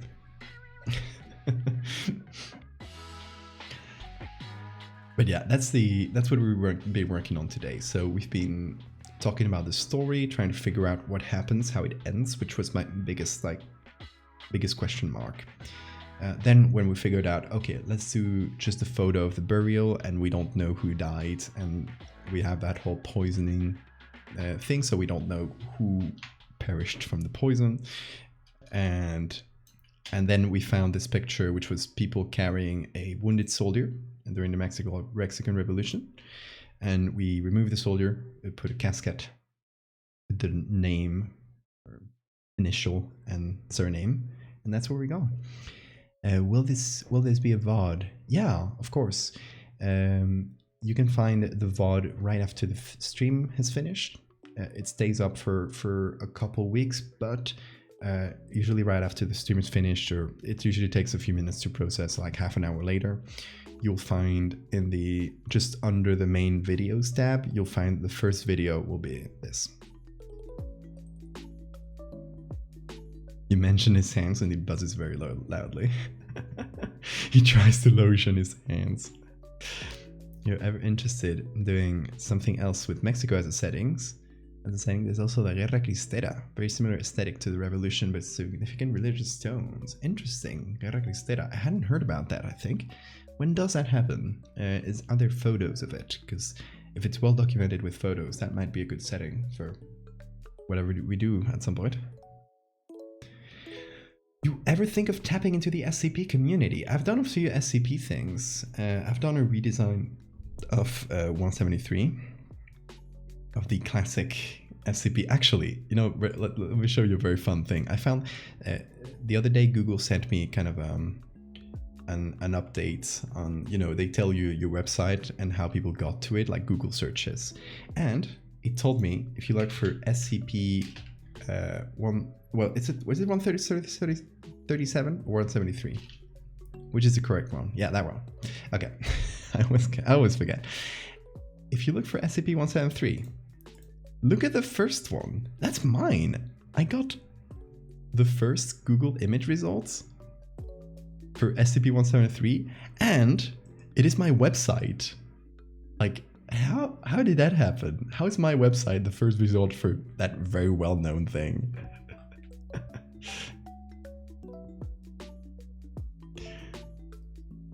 Thank you so much, Space Babe. You have a good night. Hope I see you in the next one. 1926, 1929. So it's definitely there's surely some pictures of it. It's called, hold on, Guerra Cristera. I'm gonna look it up on Google there, so I have it in a tab, and I'll look it up later. That sounds cool.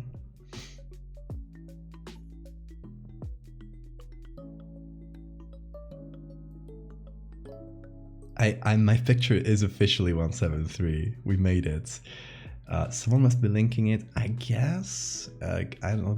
SEO is kind of obscure. You don't really know. Like, you know that if it's linked in many places, it'll tend to get higher in SEO. But that doesn't make sense. Like, the main article should be the first thing. Although I guess it doesn't have an image now anymore. So in any case, that's mine. The second one is another redesign. That's also very cool. And the third one is like one of the old design. But yeah, someone asked, I don't recall who asked if I ever tapped into the SCP community. I did this redesign when that little contest or event was going on. And I've done a few commissions for SCPs. This one is for the XCP-6000, which won the contest. That was last year, I think. So I did the Snake Lady here. I also got the runner-up in the contest. I also got an image in there. And a few more in general, just a few other miscellaneous things. Now there's the SCP-7000 contest coming up. So I'm probably going to be getting some commissions to do stuff for that contest. A lot of people are submitting SCPs, of course. They all want to have a nice flashy image to get them the best chances of winning the contest. So that's a good opportunity for me to jump in and say, hey, want a commission? It came very fast. That was really like, I don't know. So many people writing SCPs. I wonder if there's even a possible way of catching up with all of them. That's impossible.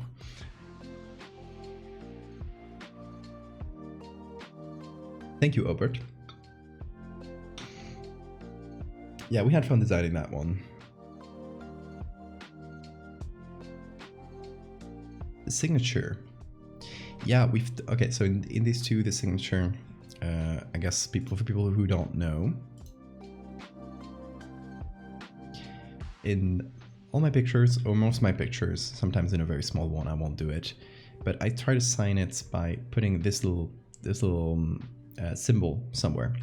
It's a V and an A for Valdevia, and I try to hide it somewhere in the photo. So here it's, let's see, right there, a little bit cut off, but it's there. It's in the decor in the background. I always try to make it subtle, but still findable, because people that know how I sign my things, they know how, like, they know to look for it. So I try to make it a little game. Here we have, by the way, I'm gonna delete all of these. Here we have the signature again in the cracks. Pa, pa, pa, pa.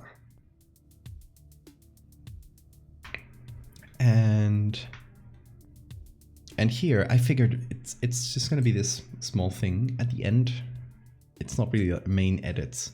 It's not something I'm really worried about people stealing or anything. So I don't know if it deserves a signature. Like, it's kind of, you know, a final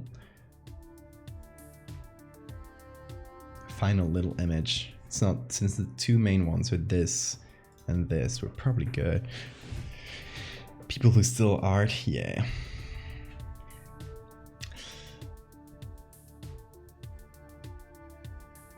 Noticed it, but I didn't realize it was a signature. There it is. What's the name of this bug fella? This is El Tío Alfredo, or Uncle Alfredo. It's just, you know, your typical bug uncle that uses you as a human blood bag, sorry.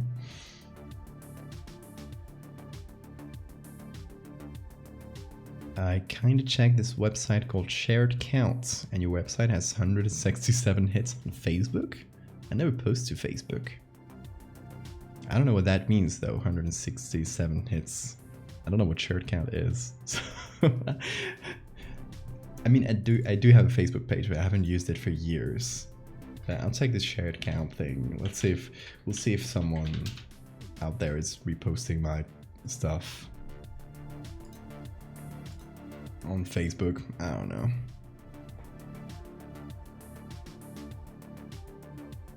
Link to my website has been shared on Facebook 167 times. Okay. That means at least they're linking the website if they're posting my art, so I'll take that.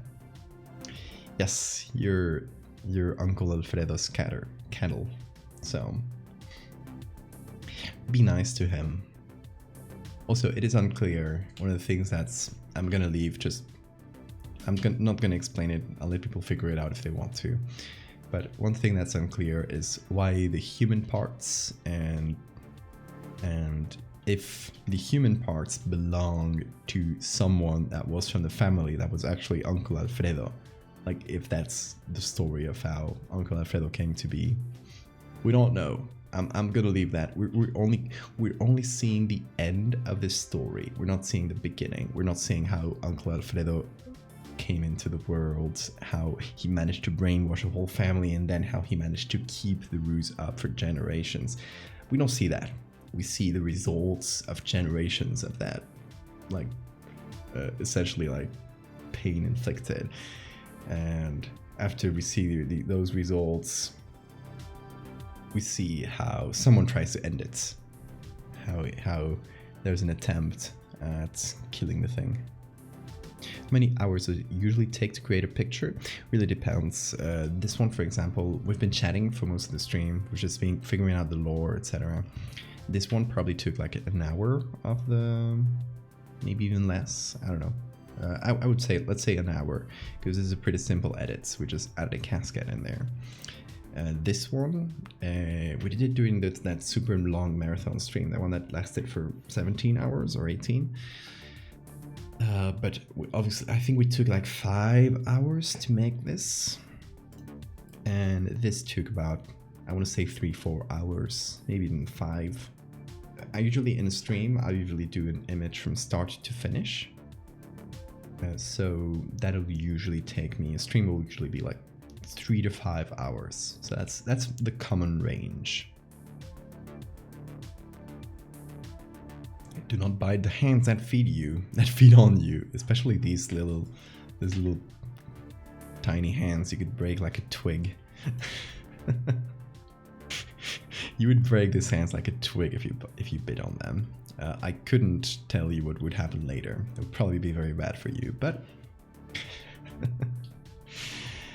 so yeah, I guess again, for context, if people don't know what this is all about, this Megalomorph, I just posted a link in chat. You'll see all the spread of thumbnails. Each of them is a story.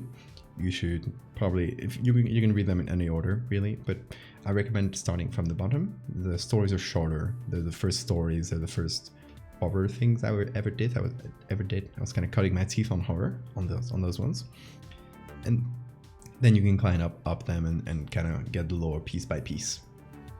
A gust of wind will break them. Whose job is it to sweep up the insect hair? Uncle Fredo sheds. It's probably some little very scared kid with a broom, just going into the attic from time to time, being very quiet and just sweeping the things and running back downstairs. Ice Cream Ghost, thank you so much for the follow. Also charred meat. Hello, hello. We're explaining big bug lore today. I guess I will be gracious, and if you guys have any big bug lore questions, for those that have read the story so far, feel free to ask them. I won't say anything that would be a spoiler of a future story that I want to do, but I will try and explain anything that might seem unclear from what we have already. The Alfredo is like the opposite of Stag Daddy. Stag Daddy. Pretty much, yeah. Stag Daddy.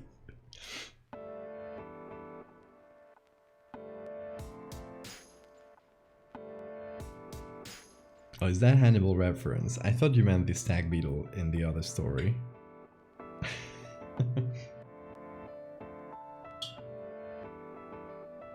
In the Tanzania story.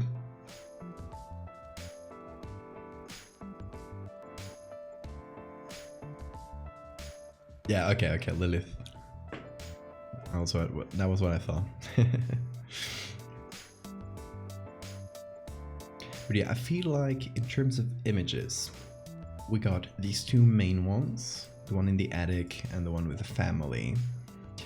I think this is gonna be our cover photo, right? So when you post something, a story to social media, especially if it's a long thread on Twitter, what you want to do is put your best foot forward, like give them the most interesting and intriguing thing you can at the very start, so people will zoom in on it and be like, oh, this sounds interesting, I'm gonna read, and then they read through the whole thing, and then keep another good one for the end. So that's what I usually try and do whenever I can. This one is definitely like our cover picture. It's just going to be our intro picture to, okay, what this bug is, what this family is, what this story is going to be. And then we just start from there. And this one is going to be the one that we put towards the end. And then obviously this one is the last one. RIP.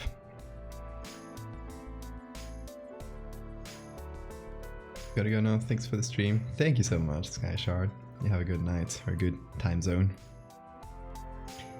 Is there gonna be anything uncovered from later in history, but before the 1900s, like the statues, medieval paintings, but Renaissance, Baroque, and Victorian art? That would be interesting. That would be a fun period to tackle. The thing you want to do is like find a good medium for the story. Whenever I've done something that's set in the past, like let me go back to the collection of stories. Most of the stuff I've done in this series has taken place in somewhere between 1900 and 1950, and most of them earlier in that period. The later ones, this one takes place in the 60s, still black and white, but the 60s, and then this one takes place in 2004, 2006, and this one takes place in 2011, but it discovers something prehistoric. This one takes place in 1982, but again, it discovers something from the Roman Empire. So whenever I try to do something old, I try to do it from a perspective of something current. So if you're talking about the Roman Empire, like knowing about these bugs, you'll do it from the perspective of a mosaic being discovered and then kind of forgotten about somewhere like in rural Italy, because they're building a hotel on top and they just kind of, they wanted to get it done. So you'll do it from that perspective. So you'll tell the story of how the evidence was found, and you'll kind of keep the mystery behind the real evidence. That's what I did for the mosaic one. That's again something I did for the cave one. The pictures are kind of wonky here. They should look better on your screen. It's just because I'm on edit mode here, so it just kind of makes it weird. But in this case, for example, it's a cave with this strange skull, this kind of hybrid skull, and a bunch of cave paintings. So the story is told through the cave paintings, but it's all told from the perspective of people finding out about it today. There are no dragonfly big bugs. Nope, dragonflies are not the type of insect that does full metamorphosis, and we're only setting it to that. To those insects, because a lot of this story, the overarching themes, a lot of it is about metamorphosis. So, and the whole bug life cycle is metamorphosis, is larva, pupa, and adult. So we're only constrained to the types of bugs that do full metamorphosis. Dragonflies not being one of them. Renaissance portraits of megalomorph portrayed as nobles. See, that would require me to be able to do a very good portrait in Renaissance style, which is why I don't do that. Megalomorph dung beetle. We have that. We got that. That one is here making a hut.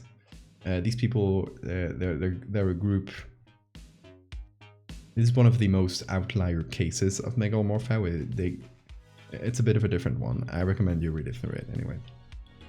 But they use part of the exoskeletons, like discarded exoskeletons from this Megalomorpha, to, you know, make weapons and huts and that kind of thing. So they kind of worship them. There's this give and take.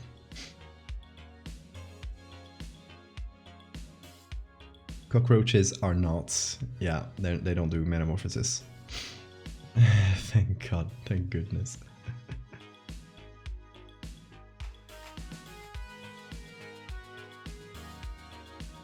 Praying mantis don't count either. Yeah, but a wasp would be good in a cool suit or something. Okay, another one that takes place again through several filters. That's one of the things I try to do with Megalomorpha. The stories are not only about, especially with the older stuff, like this one, which takes place in medieval Spain originally. The stories are not only about how, like, the thing happened, but the evidence it left and the story of that evidence. So this one, for example, I'm just going to give you a quick rundown of this story. Happens in Italy, 1917. An art collector finds 3 unusual statues in a small museum in Aquileia, that's Italy. They appear to represent angels with insect wings, pincers, and extra sets of limbs. Entranced by them, he would acquire the sculptures for his personal collection. So here we got the sculptures. They're angels with insect wings and mandible halos, that kind of thing. extra eyes, extra limbs. To find more about them, he contacted Francis Aidan Gasquet, archivist in the Vatican. They found a codex from 15th century Spain. It was commissioned by Antonio Pérez de Ayala, a nobleman's son turned monk. It describes his spiritual experience after finding an angel, quote unquote. The angel was said to come from a cocoon found in the sea. It was likely worshipped in Ayala's monastery, as proved by the surviving works of art. We do not know what happened. Only a letter that was found in which the Vatican asked a local noble to help destroy a heresy. So here we got a couple pieces of that codex. The art collector never released the statues from his personal collection, so the old pictures are all the proof we have of their existence. So, again, always through filters. There's not only whatever happened in that monastery, you don't really know. You only know that there was these little pieces of evidence that survived throughout history and managed to reach us today. And even not today, managed to reach us in 1917 and then end up in an art collector's collection somewhere and kind of be forgotten about. Maybe like, you know, classic art piece lost in World War II. Ooh, we got our bot of the stream. Thank you, Sora.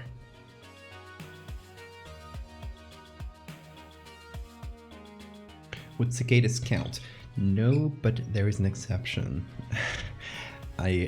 Towards the beginning of this series, when it was the second one I ever did for Megalomorpha and in the horror in general. I still hadn't figured out what the lore of the series was going to be. I was kind of making cool stuff as I found it.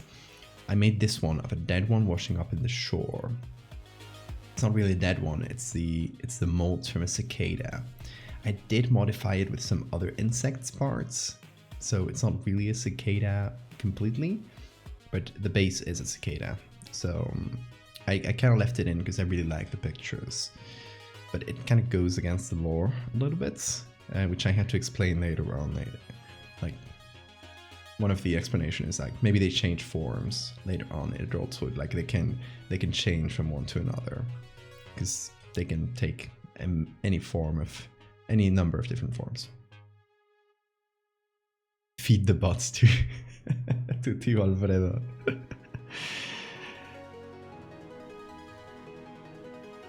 So yeah. That is the only case of cicada, and that's the only bug in Megalomorpha that kind of goes away from those conventions. But yeah, it was towards the beginning. I was still figuring things out, so I will give myself a pass on that. Also, okay, when we got the raid, I completely forgot about it. Just when we got the raid, we were trying to figure out what would be the next piece of torture you guys should inflict upon me. And by that I mean, what kind of challenge edits should we do on the next sub goal? So let's see. I got stream ideas here. Okay, I got two options for y'all. Let me see. Let me know what you like in chat better for our next silly challenge. Option number one is I edit with an inverted screen. So my screen, to me, will look flipped, but the controls will still be normal. So I would essentially either that or backwards. I still have to figure out like technically how we would do it, but. Either upside down or flipped. Let's just call it flipped to just summarize it in one idea. My screen is flipped. I'm seeing everything backwards. I have to control everything backwards. That would be insanely hard, I bet. That's option one. Option two is no zoom. Never using the zoom tool. So I always have to keep the edits centered like this. I will bind my Z, or no, every time I press the zoom key, the Z key, I have to drink. So it's kind of like the no control Z stream. So I can't use zoom. And if I accidentally zoom in or by any reason change the zoom, I have to immediately just go back to the main view.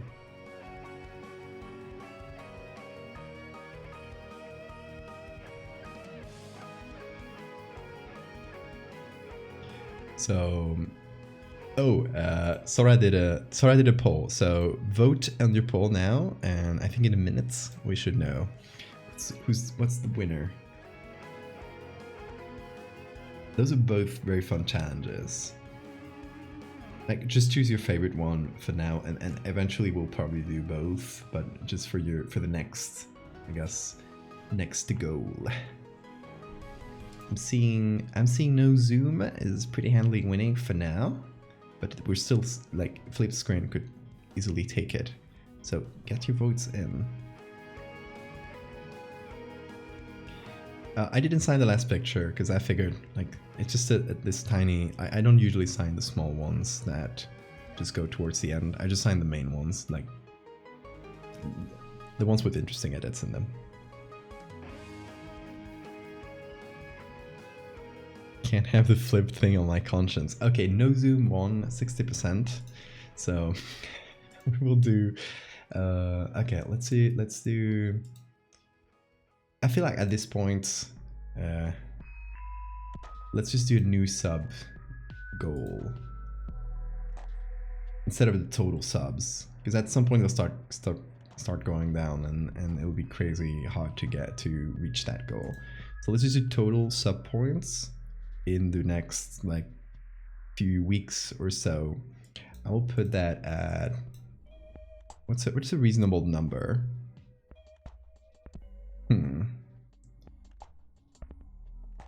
I'll put it at, because I've been doing 10 increments of 10 subs, but we've been reaching them so fast. So let's do 15. How does that sound? In the next 15 subs, whenever that happens, could be today, tomorrow, in a month, or 2 years, we'll do the no zoom edits. Oh, I didn't put the sub goal name. Well, let's just hold on. Let me end it and start it again. Because I forgot to name it. No zoom edits. Now the thing is running. Have a good time, Zone Chaos. Thanks for coming. Whenever we reach that, no pressure. It's just fun. These are just extra little things for fun, and I like it because with these kind of challenges, it's not really like, oh, I'm gonna have to spend a whole stream doing something. It's just I can do whatever I was gonna do that day, but I just add that extra challenge on top of it. So it's just an addition. It's fine. Very fun to do. We've been doing, the last few weeks, we've been doing a ton of them. We've done no control Z. We've done do a whole edit in one layer. We've done, what else did we do? Left-handed, that was the one for last day. That was crazy. That nearly broke my brain.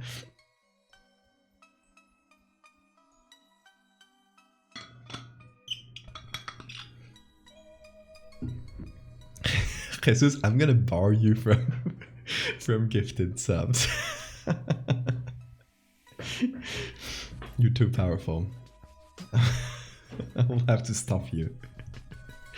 It completely, like, we've been getting a lot of gifted subs lately. Love subs, in a big part thanks to Jesus, who gifted an insane amount. So thank you. Thanks to all of you. I just got, like, Twitch only gives you whatever people, like, whatever subs you got for the past month. So it only gives it on the 15th or so of every month, if you get more than the threshold. So I just got, like, the past couple of months of Twitch gifted subs and gifted subs and everything, and it's very nice. I'm gonna be able to buy some nice decorations. I might have, like, something in the background, even if it's just some like this little foam thingies. For the sound to be better, I'm gonna put some foam right behind the mic in the bare walls. So now things hopefully will start sounding a bit better once I get the foam. I gotta get it like here to the islands, which is no easy feat. But in some time, I'll let you guys know. There should be some foam around, and I'll probably like change, zoom things out a little bit, change the decor in the back, and start putting things in some shelves. So we'll have a little, I'll move a little shelf in the back here and start putting things. So we will have some decoration, which will be nice. Hey, thank you, Jesus. This is getting timed out from the channel for gifting too many subs. Giant cardboard cutout of Uncle Alfredo. Oh my god. Okay, the other day we went to, so my partner's family was visiting this week, which is why I started the streams a bit later. We went to, how do you call it? It's called vivero in Spanish. It's the place where they sell plants. We got some plants for the house, for the new place here.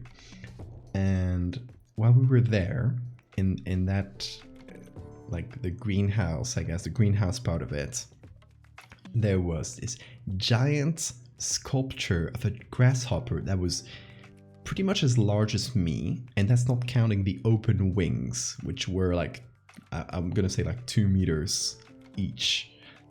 Just a huge grasshopper, and it was just there. It was not like a still statue. It had bending limbs, and it was just hanging from the ceiling, just kind of like dead, kind of like they had hung the poor grasshopper. It was creepy as hell, but it was super cool. What the fuck? Oh my god. Oh, you're going to bed, Sora. Yeah, have a good night. Sleep well. Tio Alfredo Funko Pop.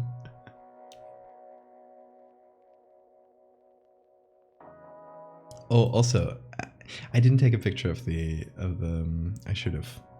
I did take a picture, which I will send to the Discord. If you guys aren't on the Discord, by the way, just hop in there. It's a very fun place, great community.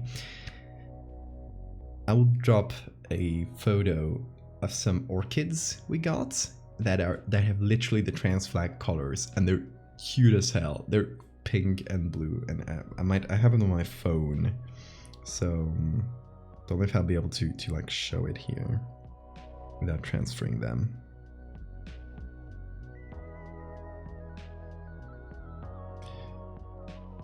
I might be able to show it on camera directly, just the shitty way. Let's see if the camera picks it up. But look at the orchids we got. Aren't those cute? Trans orchids. Oh, get the colors right. There we go. There you go. They finally made orchids trans.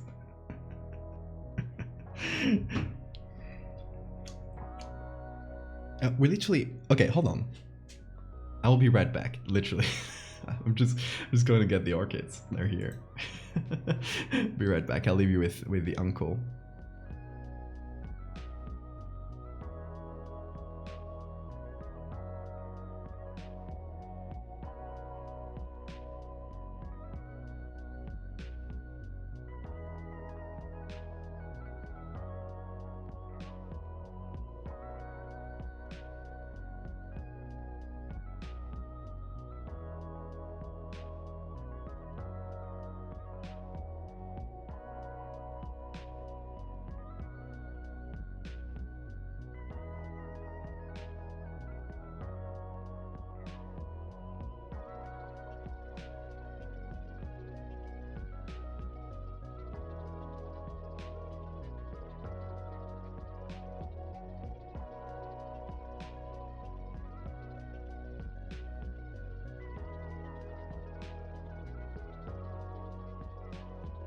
Okay. Hold on. Look. Look at these beauties. I'm trying to hand them there carefully because they are. Hold on, I gotta remove the color from my. So cute, aren't they? I can't have these in the background, unfortunately, because they will not get enough sun in this room. But I will have them in the background right now. They can handle that in the night.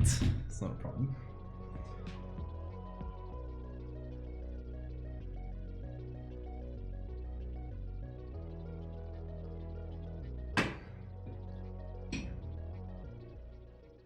They can only be there. So I guess they're not too visible in the background there, but that's fine. They look cute, don't they? Hold on. If we remove this, they're right behind me. There.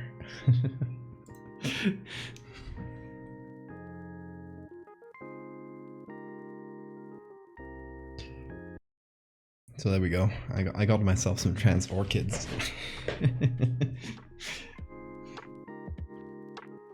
Anyway, I think we've done enough bug lore for today and enough enough silly tangents and segues and talked about everything. And we've done an edit. It's just a supplementary edits to what we did, but I guess we started late and we didn't have as much time as to do something like this. So for the time we had, did a pretty good job. And I think I'm finally with this, and you know, I think it helps me to talk. Just say my ideas out loud and say what I want to do out loud and get you guys' feedback and ideas, and it helps me build the story. And I was kind of stuck at the end of the story and how I was going to finish, but now we do have something.